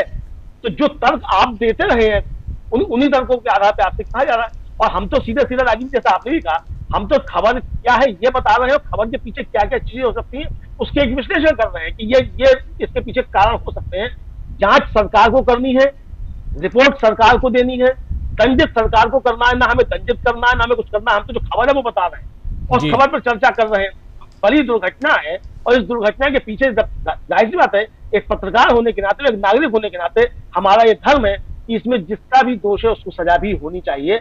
ये हमारा एक आम नागरिक के तौर पर धर्म राजीव जी जिसकी हम चर्चा करें। जी बिल्कुल बिल्कुल। जरा प्रशांत जी के पास, प्रशांत जी को ले आइए स्क्रीन पे। प्रशांत जी के पास आना चाहता हूं। प्रशांत जी, जरा आपसे समझूं कि ये इतना बड़ा हादसा, ब्रिटेन के 69 लोगों की जान गई, इसमें 69 पैसेंजर थे और इनमें से मैक्सिमम की अभी चूंकि पूरी पुष्टि नहीं हुई है, इसलिए अगर मैं बोलूं कि इतने लोगों की जान गई तो शायद सही नहीं होगा। सरकारी आंकड़े आएंगे जिस हिसाब से, उस हिसाब से बोलूंगा, बताएंगे हम लोग। लेकिन इनके यानी पूर्व सीएम, गुजरात के पूर्व सीएम विजय रूपाणी के निधन की पुष्टि सरकार ने कर दी है। CR पाटिल ने इसकी घोषणा कर दी है, केंद्रीय मंत्री हैं, उन्होंने घोषणा कर दी है, तो हम उनके निधन की बात तो कह सकते हैं। केंद्रीय मंत्री हैं CR पाटिल, उन्होंने निधन की पुष्टि कर दी है। सवाल लेकिन दूसरा है आपके सामने। सवाल यह है प्रशांत जी कि चूंकि इंटरनेशनल फ्लाइट, इंटरनेशनल पैसेंजर भी, इंटरनेशनली अगर देखा जाए तो कितना प्रेशर भारत के ऊपर, कितना प्रेशर नरेंद्र मोदी के ऊपर, क्योंकि G7 की बैठक में नरेंद्र मोदी जाने वाले हैं अभी कनाडा 15 तारीख से, 15 से 17 तक कनाडा जाएंगे। उससे पहले भी जो खबर आ रही है वो चौंकाने वाली खबर है, उस पर कभी और चर्चा करेंगे कि नरेंद्र मोदी को क्यों बुलाया जा रहा है और किस बिना पे जा रहे हैं वो, उस पर चर्चा यहाँ नहीं, क्योंकि यहाँ विमान पे हम केंद्रित रहना चाहते हैं। इंटरनेशनली इस हादसे को किस रूप में देखा जाएगा? किंग जो हैं चार्ल्स, उन्होंने भी संवेदनाएं व्यक्त की हैं, 2 पन्ने का उन्होंने संवेदना संदेश भेजा है।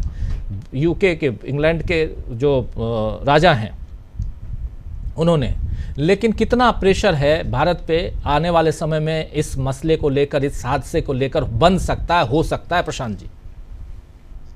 राजीव जी, बाहर की सरकारें अपने एक एक नागरिक के प्रति जवाबदेह है। वहाँ की पार्लियामेंट बहुत जीवंत है, वहाँ का मीडिया बहुत सतर्क है, तो वहाँ तो इन्वेस्टिगेशन उनका अपना हो जाएगा। बोइंग कंपनी भी अपना इन्वेस्टिगेशन करेगी। जो बाकी जो ग्राहक हैं, बाकी देश हैं, जैसे मैंने कहा कि लगभग 1100 ड्रीम लाइनर अभी भी हैं सर्विस में, वो सारे लोग अपनी जांच करेंगे अब ड्रीम लाइनर्स की। तो जांच तो बड़े पैमाने पर होगी। वहाँ पे ये नहीं हो सकता विदेशों में कि आपके यहाँ कुंभ मेले में भगदड़ में इतनी मचे, आप उसको माने ना, उसके बाद गलत फिगर दें और 6 महीने बाद BBC जो है वो जांच करके बताए कि भाई 30-35 नहीं, यहाँ तो 82 लोग मरे थे। ये भारत में ही संभव है, ये देशों में संभव नहीं है, क्योंकि वहाँ की पार्लियामेंट और वहाँ का मीडिया बहुत ही सजग है। हमारे यहाँ की तरह ढोल बजाने वाला मीडिया नहीं है, पहली बात। दूसरी बात राजीव जी, हम भी काफ़ी ट्रेवल करते हैं, आप भी ट्रेवल करते हैं, और हम लोग जनरली जो चीज़ देख रहे हैं पूरे देश में, मैं ट्रेन पे भी ट्रेवल करता हूँ, मैं बसों में भी चलता हूँ, जहाज में भी चलता हूँ, जनरली जो मैं देख रहा हूँ कि हमारे गार्ड्स लोअर हो गए, यानी जो हमारी कसौटियाँ हैं सुरक्षा की, उनमें कमी आई है। और सरकार का फोकस कहाँ है? दिल्ली के एयरपोर्ट की बात बताते हैं, जहाँ हम आप साथ में भी कई बार गए हैं और हमारे बाकी मित्र भी गए होंगे। टर्मिनल 3 में सरकार की प्राथमिकता क्या है कि एयरपोर्ट आने वाले नागरिकों का डेटा उठा लो जी।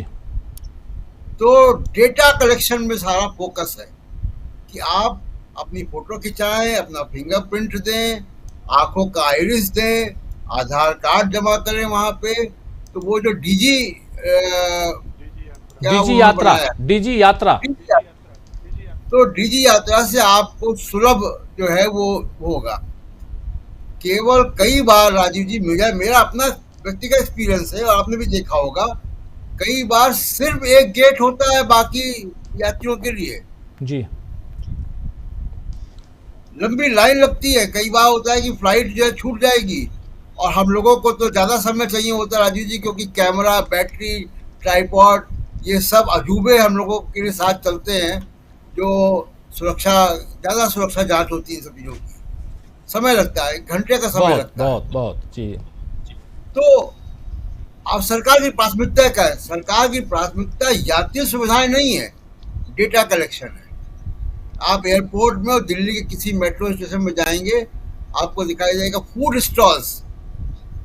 दिल्ली में एक मेट्रो स्टेशन है, उसमें अभी एक दिन मैं गिन रहा था, 40 मीटर के अंदर 11 फूड स्टॉल्स हैं। यानी किस तरीके से मोनेटाइज करो, किस तरीके से पैसा कमाओ, डेटा उठाओ। एयरपोर्ट पे भी जो है वो सारा फोकस पैसा कमाने पे यात्रियों से, यात्री सुविधा पे नहीं है। वहां कोई बताने वाला नहीं है कि फ्लाइट लेट हो जाती है तो कितना लेट है, कहाँ से आ रही है, कितना, वो सुविधा नहीं। इसका काम डीजीसीए का है, जो मंत्रालय के अंतर्गत आता है, सिविल एविएशन मंत्रालय, जो एयरवर्दीनेस सर्टिफिकेट देता है, जो समय समय पर हवाई जहाजों का निरीक्षण करता है, और ये हर साल इशू होता है। तो अब इसका एयरवर्दीनेस सर्टिफिकेट कैसा था, कितना था, ये अभी जांच का विषय है, सामने आएगा सब चीजें। लेकिन जो बात मैं कह रहा हूँ, चाहे वो रेलवेज हो, चाहे वो हवाई यात्राएं हो, चाहे वो बस हो, जो हमारा पूरा फोकस हो गया है वो कम हो गया। जैसे रेल की पटरियां नहीं बदली जाती बहुत लंबे समय तक, उन पटरियों पे चलने वाली ट्रेन बढ़ा दी गई है, तो मेट्रो फटीग होता है। मैंने एक रेलवे अधिकारी से पूछा कि भाई इतने हादसे क्यों हो रहे हैं। अक्सर आप लोगों को याद होगा कि वो लाल रंग का साफा लगा के वो ट्रॉली पे ट्रेन इंस्पेक्शन के लिए चलते थे, वो खत्म हो चुका है सिस्टम।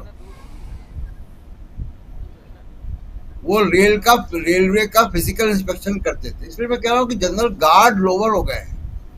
हमने इनवाइट कर रहे हैं हम इन समस्याओं को, कि अगर आपके स्टैंडर्ड ऑपरेटिंग प्रोसीजर्स जो है वो कमजोर होंगे तो ये हादसे होंगे।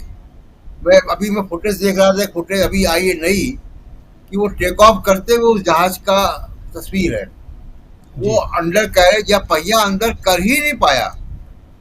33 सेकंड वो केवल हवा में रहा। यानी एयरपोर्ट का प्रीमाइसिस छोड़ने से पहले उसका पावर कम होना शुरू हो गया था इंजन का। तो दिखाई दे रहा साफ, उस फुटेज में दिख रहा है कि इंजन के अंदर वो लिफ्ट पावर नहीं था कि जो उसको एयरबोर्न रख सके।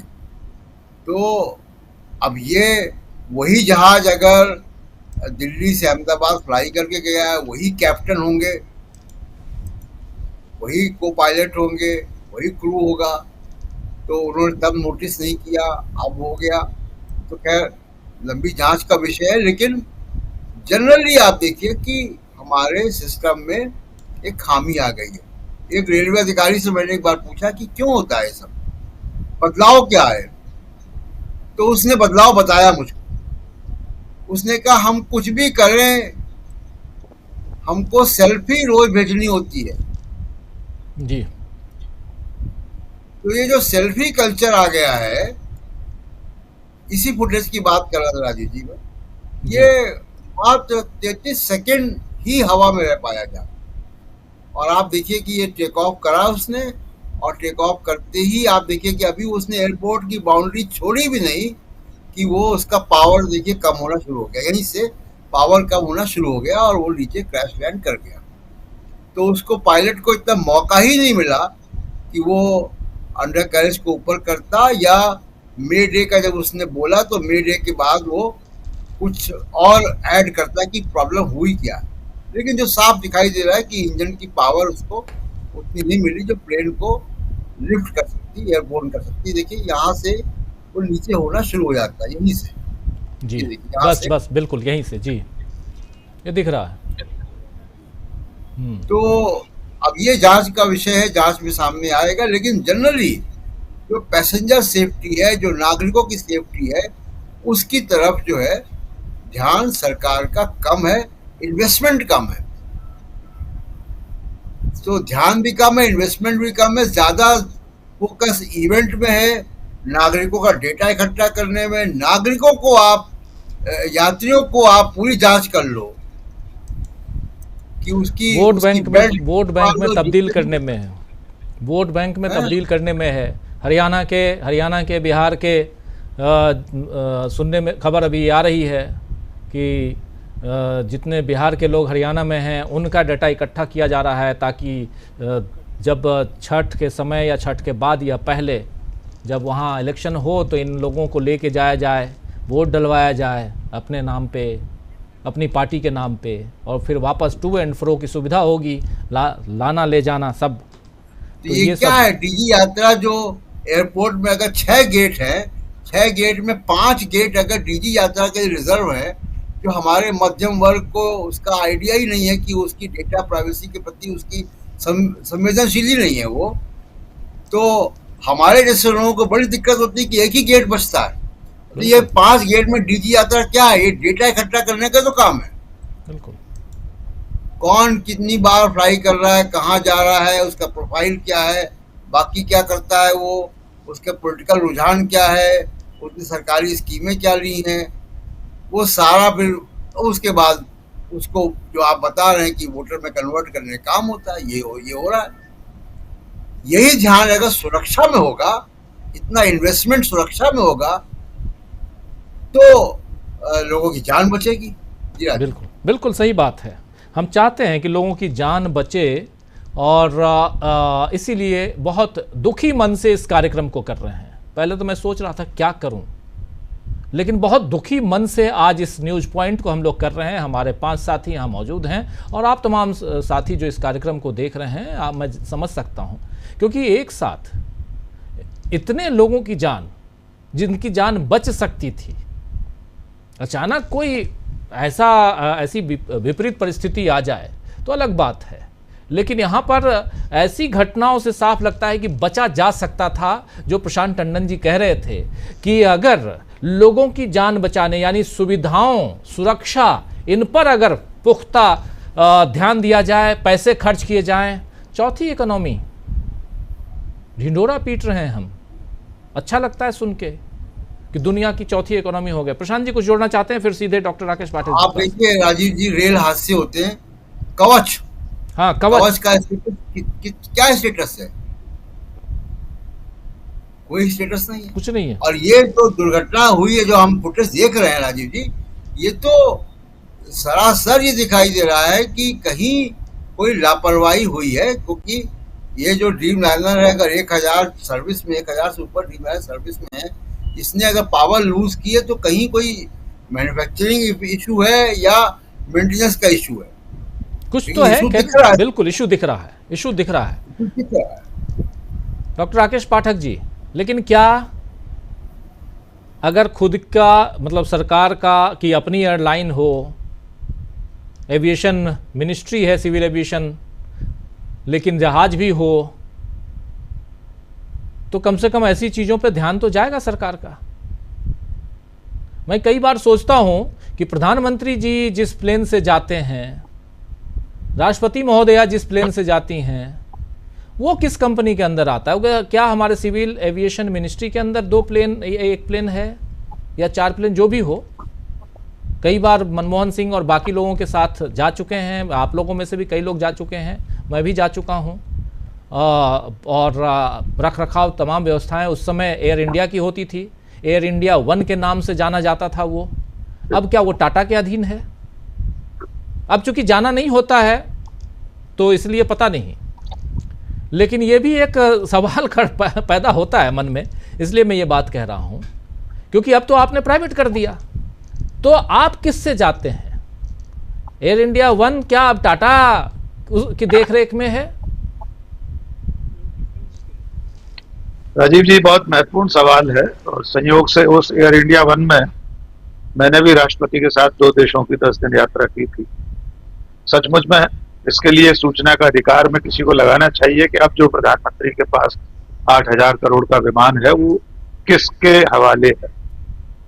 2-3 चीजें जोड़ देता हूं अभी जो ताजा जानकारियां। एक तो 2 यात्री अब तक जीवित मिले हैं, एक तो जिसका मैंने शुरू में जिक्र किया था, वो भारतीय है, विश्वास कुमार रमेश उनका नाम है, जो 11A या D पर थे, जी ए पे। और दूसरे एक ब्रिटिश यात्री हैं, वे भी जीवित बच गए।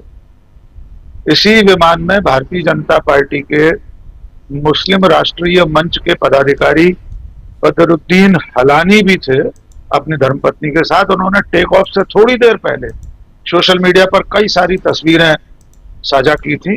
वे दोनों भी अब नहीं रहे। मैंने शुरू में एक विसिल ब्लोअर का नाम लिया था, माफी चाह रहा हूं, उसमें एक और नाम मुझे जोड़ना था, भूलवश रह गया था। उनका नाम था जॉन बेरेट। ये दोनों लोग इसी बोइंग में काम करते थे और उन्होंने बाद में विसिल ब्लोअर के रूप में एविएशन इंजीनियर, उन्होंने तमाम सारी खामियां बताई थी दुनिया को। संयोग देखिए, ये जो दूसरे साथी हैं सैम सालेह पोल के, जो जॉन बेरेट, 2024 में उनकी संदिग्ध परिस्थितियों में मौत हो गई, क्योंकि वे लगातार बड़ी विमान कंपनियों की पोल खोलने में लगे। आप जिस सवाल पर आप बार बार ध्यान दिला रहे हैं वो सबसे महत्वपूर्ण सवाल है राजीव जी, जहां से आपने शुरू किया था कि हमारे देश की अपनी कोई राष्ट्रीय विमान सेवा क्यों नहीं। हम दुनिया की चौथी अर्थव्यवस्था क्यों नहीं, इसका जवाब तो सरकार देगी, कभी सरकार से पूछने लायक नौबत आई तो। लेकिन हमारे दर्शकों के लिए एक दिलचस्प जानकारी, एक बुर्किना फासो नाम का छोटा सा देश है, आजकल बहुत चर्चा में है। वहां के 36 साल के जो शासक हैं इब्राहिम ट्रोटे, वो लगातार बहुत अच्छा काम कर रहे हैं और उन्होंने देश को बनाने के लिए लगातार काम कर रहे हैं। पुतिन से भी मिल रहे हैं और सब पूरी दुनिया का आकर्षण का केंद्र बने हुए हैं इब्राहिम। राजीव जी, बुर्किना फासो भारत की तुलना में कितना छोटा देश होगा इसकी कल्पना की जा सकती है जी। लेकिन उस छोटे से देश की अपनी एयरलाइंस है, एयर बुर्किना SA उसका नाम है। 2001 से 2017 या उसके बाद तक वहां एक कंसोर्टियम था, उसका नाम है AKFED और IPS। ये दो निजी कंपनियां थी, इनका कंसोर्टियम था जो बुर्किना फासो की विमान सेवा को संचालित करता था।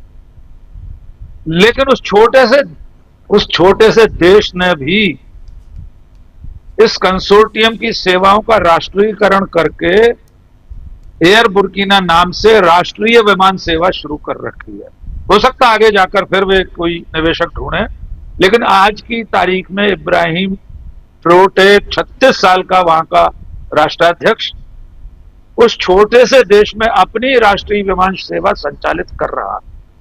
और हम विश्वगुरु 140 करोड़ लोगों की आबादी वाले, दुनिया की चौथी अर्थव्यवस्था, हमारे देश का प्रधानमंत्री जिसकी मर्जी के बिना दुनिया में पत्ता भी नहीं खड़कता, उस देश के पास अपनी कोई राष्ट्रीय विमान सेवा नहीं है। मैं विमानन का जानकार नहीं हूं, लेकिन मैं नहीं जानता दुनिया में ऐसे और कितने देश हैं जिनकी खुद की अपनी विमान सेवा नहीं है, सरकारी राष्ट्रीय विमान सेवा नहीं। तो यह सवाल बार बार पूछा जाना चाहिए कि हर चीज का इस तरह निजीकरण करके, हर चीज बेच कर धन्ना सेठों के हवाले करके क्या हिंदुस्तान के लोगों की जान और जिंदगी के साथ खिलवाड़ नहीं किया जा रहा। और अंतिम बात, यह सरकार जवाबदेही विहीन सरकार है। यह सरकार किसी भी चीज की जिम्मेदारी नहीं लेती, यह सरकार सिर्फ श्रेय लेती है। चाहे कोई छोटे से रेलवे स्टेशन पर झंडी दिखाना हो, चाहे शौचालय का उद्घाटन भी करना हो, उसका श्रेय लेने के लिए देश के भाग्य विधाता तैयार रहते हैं। लेकिन बड़े बड़े हादसों के लिए कोई जिम्मेदार नहीं होता।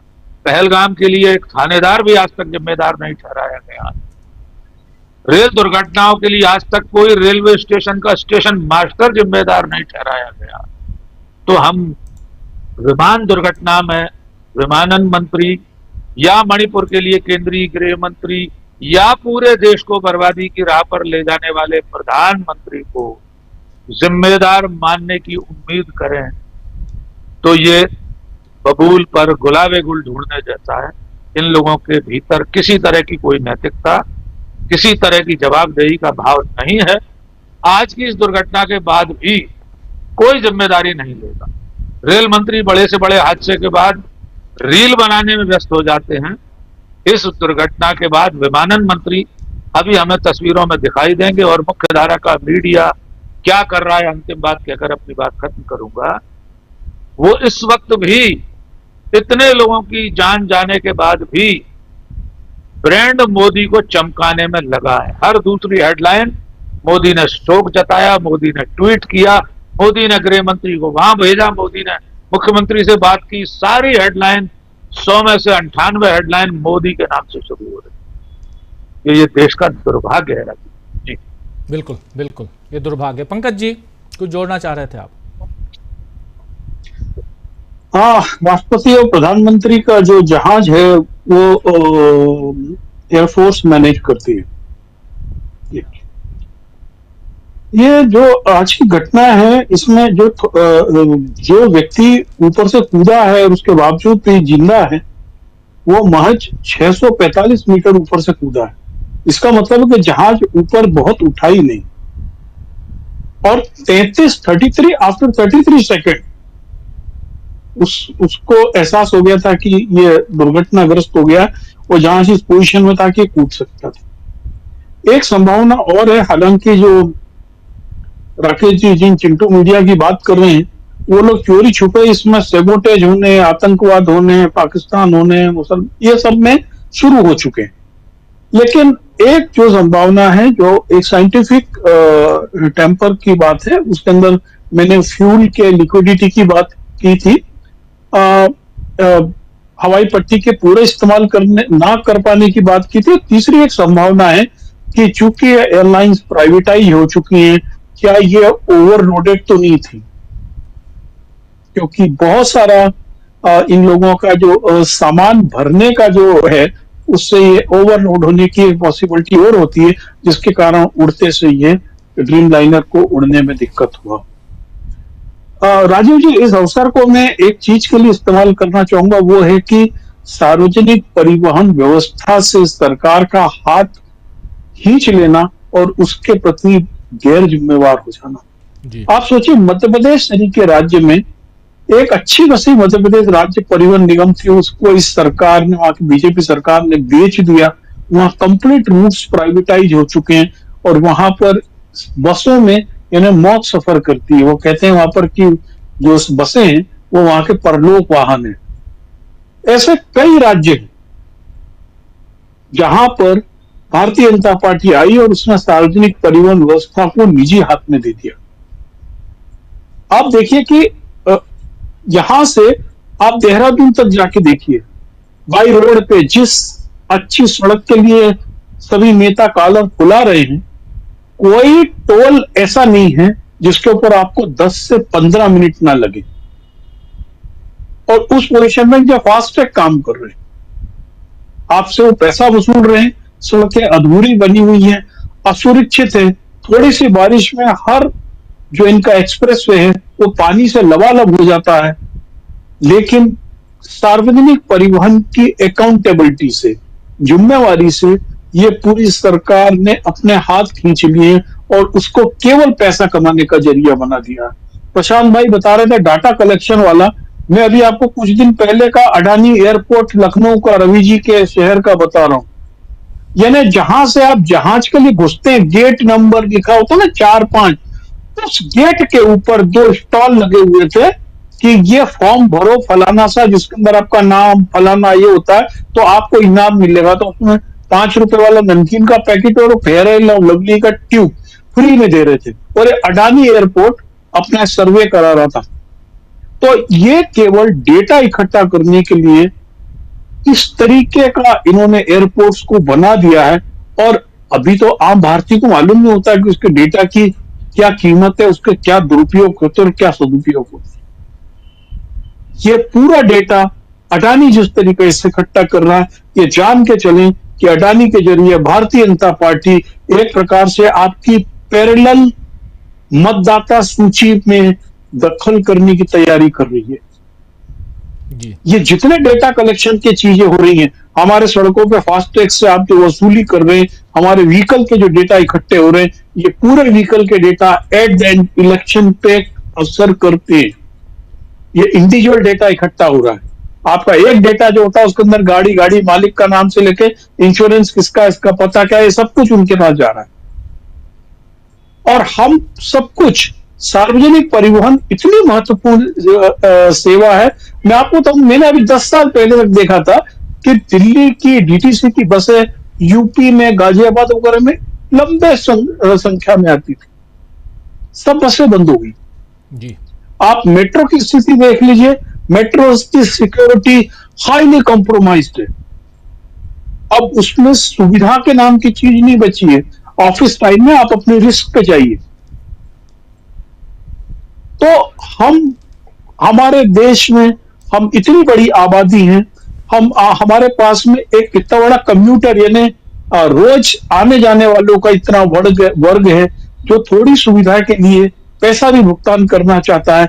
लेकिन इस सरकार ने ये सब की जान और डेटा निजी कंपनियों को बेच दिया है, जिसका इस्तेमाल बाद में चुनाव में कर रहे हैं। और ये जो छोटे छोटे कॉम्प्रोमाइजेस हैं क्वालिटी के साथ में, सिक्योरिटी के साथ में, अटेंशन के साथ में, यही ट्रेन की, बस की और जहाज से की दुर्घटनाओं के कारण बन रहे हैं। ये बहुत ब्रॉडर विषय है कि हमारा नागर विमानन या हमारा सड़क परिवहन या हमारे जल परिवहन मंत्रालय अपने मानक जो हैं सुरक्षा के लेकर, आम आदमी की सुरक्षा को लेकर क्यों तय करने का पा रहे हैं। हमारे जितने भी हाईवेज हैं वो इतने बड़े गढ़ हो गए हैं रोड एक्सीडेंट्स के कि जिसको अभी हम लोग सीरियस नहीं ले रहे। जिसके घर का जाता है बस वो बात करता है। और फिर आपको एक चीज और बताऊं, जो आपने बात की थी कि चिड़िया टकरा सकती है जहाज से, जी। ड्रीम लाइनर सरी के जो जहाज है जिसके अंदर 2 बड़े इंजन होते हैं, उस पे बर्ड हंट का रेयर पॉसिबिलिटी होती है। ये चिड़िया टकराने वाला मसला नहीं है।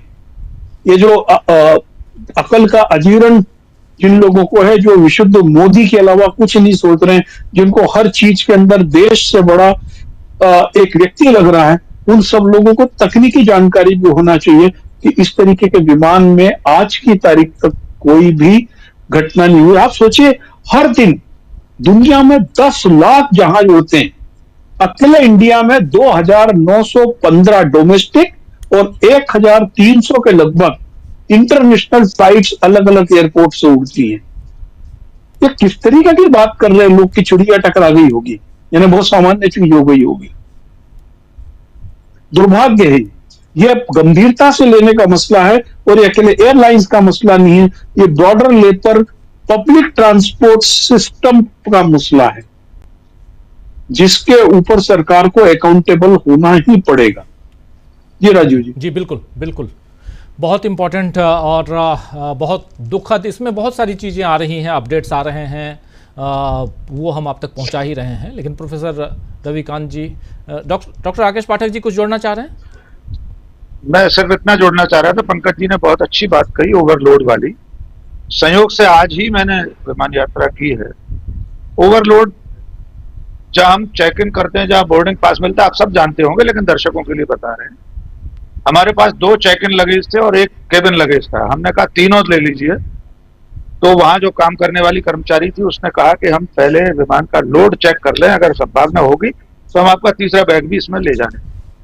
तो हर चेक इन काउंटर पर लोड की जानकारी रहती है उनके पास। इतनी बड़ी अंतर्राष्ट्रीय उड़ान के लिए बहुत ज्यादा ओवरवेट हो गया हो, इसकी संभावना थोड़ी कम है, लेकिन कुछ भी हो सकता है व्यावसायिकता के चलते। बस इतनी सी बात मैं जरूर। जी जी जी बिल्कुल बिल्कुल। प्रोफेसर रविकांत जी। देखिए राजीव जी, मैं तो सिर्फ इतना कहूंगा कि मैं तकनीकी का जानकार नहीं हूं, लेकिन लोगों की तकनीकी थोड़ा जानता हूं। जो लोग आज भी राहुल गांधी को पोस रहे हैं, मैं इतना कहूंगा कि भगवान उनको सद्बुद्धि दे। कब आएगी मैं नहीं कह सकता। अगर उनको ये सद्बुद्धि आ जाए, वो लौट आए लोकतंत्र की तरफ। अगर आपने किसी व्यक्ति को भगवान बना दिया है, और भगवान बनाने का मतलब फिर उसकी जवाबदेही खत्म हो चुकी, तो आप नागरिक नहीं हैं। और नागरिक नहीं है तो फिर अपनी जिंदगी की जिम्मेदारी खुद आपकी है। ये आज 242-44 जो भी उस मेडिकल के स्टूडेंट्स भी उसमें शायद हताहत हुए हैं, जो हमारे लिए कल को डॉक्टर्स बनते। ये देश बुनियादी तौर पर बहुत बीमार है। मुझे तो लगता है कि इन अंधभक्तों का इलाज के लिए बड़े डॉक्टर्स की जरूरत है, लेकिन वो डॉक्टर्स बीमार करने वाला बड़ा फैक्ट्री यहां पे चल रही, उनका इलाज करने का कोई जरिया नहीं है, लेकिन बीमार बनाने का पूरा 2-2 रुपए में साहब ट्वीट चल रहा है। मैं अभी देखा, मुझे नहीं पता था कि ये सब हो रहा है, आप लोगों को जब जानकारी मिली तो मैंने देखा। अजब मूर्खता है इस देश में। वो इसीलिए वो जो सुप्रीम कोर्ट के हमारे रिटायर्ड जस्टिस हैं, उन्होंने कहा कि इस देश में 98% मूर्ख है। मैं वो तो बात नहीं कहूंगा, लेकिन एक बड़ी भक्त मंडली है जिसको सच में इलाज की जरूरत है, और हमारे जैसे लोग सिर्फ शुभकामनाएं दे सकते हैं कि उनको सद्बुद्धि मिले।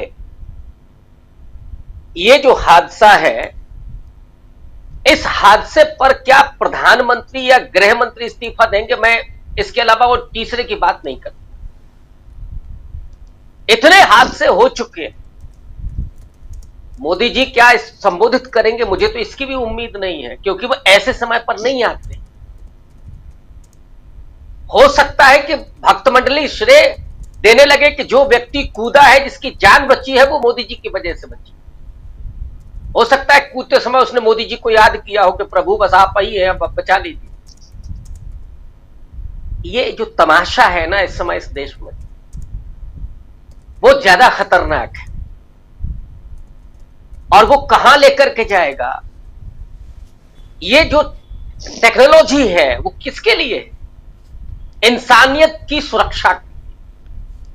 वो हवाई जहाज से लेकर के या जो जितनी भी टेक्नोलॉजी आई है वो किसके लिए है? इंसान की जिंदगी को बेहतर बनाने के लिए। लेकिन हो क्या रहा है, लोग बीमार हो रहे हैं, बीमार कर रहे हैं, और एक व्यक्ति है, 2 व्यक्ति है जो केवल सत्ता का मजा ले रहे हैं। वहीं पर उन्होंने लड़ा के रखा हुआ है उसी टेक्नोलॉजी के जरिए।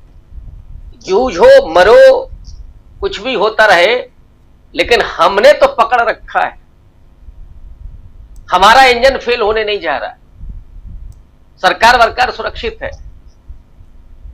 क्या नीतीश कुमार कुछ बोलेंगे इस पर? चंद्रबाबू नायडू की जबान खुलेगी क्या? कौन जिम्मेदार है साहब इस देश? सबसे बड़ी समस्या वही है, सबसे बड़ा सवाल यही कि जिम्मेदार आखिर कौन? टाटा कंपनी, किसको आप जिम्मेदार ठहराएंगे? या देश ऐसे ही चल रहा है? मूल मुद्दा तो जब इस देश में लोग एजुकेट हो रहे हो व्हाट्सएप यूनिवर्सिटी के ज्ञान से, एक ट्वीट पता नहीं कि राहुल गांधी इस देश में है कि नहीं है, लेकिन किसी ने लिखा कि राहुल गांधी जब जब विदेश जाते हैं कोई हादसा होता है। गजब मूर्खता है साहब, मतलब इससे ज्यादा और पागलपन नहीं हो सकता इस देश में। एक ने जो लिखा था ट्वीट, वो तो आप लोगों ने जिक्र किया। तो अब मेरे पास राजीव जी कुछ भी कहने के लिए नहीं है।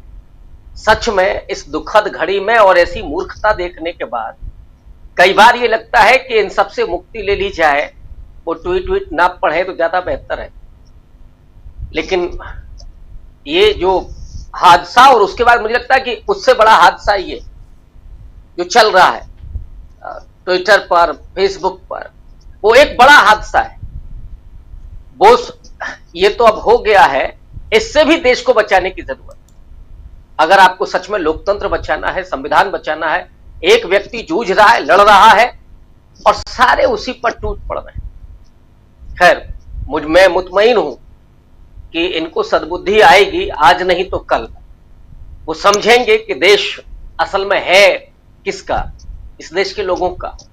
कोई प्रधानमंत्री तो आते जाते हैं, सरकारें आती जाती हैं, तो बेहतर होगा। कल हम ये मान करके चल रहे हैं राजीव। जी जी, बिल्कुल बिल्कुल आप सही कह रहे हैं। ज़रा पंकज जी कुछ जोड़ना चाहते हैं? और मैं राकेश जी से थोड़ा सा उनको करेक्ट कर दूं। एक्चुअल क्या था, डोमेस्टिक फ्लाइट में तो वो लोग वजन देखते रहते हैं, तो जो इंटरनेशनल फ्लाइट्स है ना उसके अंदर, अब जैसे मैं ही 2 साल पहले लंदन गया था, मेरे साथ में 70 किलो के कार्टन थे, हमको उनको पैसा देना, तो हमने 65,000 का बिल बनाया, उन्होंने केवल लिया और रखना शुरू कर दिया। लंदन वाली फ्लाइट में स्पेशली जितने इंडियंस जाते हैं इतना सारा सामान लेके जाते हैं और ढेर सारा लगेज का पैसा देते हैं। वो उनका जितना जहाज पे टिकट होता है ना उतना लगेज का पैसा जाता है उसमें। लंदन की और कनाडा की 2 ऐसी फ्लाइट है जिसमें जम के सामान को, यानी जो ये डीटीसी की बस में पहले ऊपर भरते थे ना सामान, वैसे भर के ले जाते हैं लोग पैसा कमाने के लिए। और खैर ये संभावना है, मैं ये नहीं कह रहा हूँ, ये भी हो सकता है। हाँ बिल्कुल जी, हो सकता है। डॉक्टर साहब एक जानकारी बस जोड़ दें। हाँ, रविकांत जी ने चंद्रबाबू नायडू का नाम लिया, तो हमारे दर्शकों को याद दिला दें कि इस वक्त देश के जो सिविल एविएशन मिनिस्टर है वो उन्हीं की पार्टी के, तेलुगु देशम पार्टी, उन्हीं की पार्टी, किंजरापू राम मोहन नायडू जी, तीसरी बार के सांसद हैं श्रीकाकुलम से। वो टीडीपी के ही सांसद जो इस वक्त एविएशन मिनिस्टर जी, एविएशन मिनिस्टर है। बिल्कुल बिल्कुल, आंध्र प्रदेश से।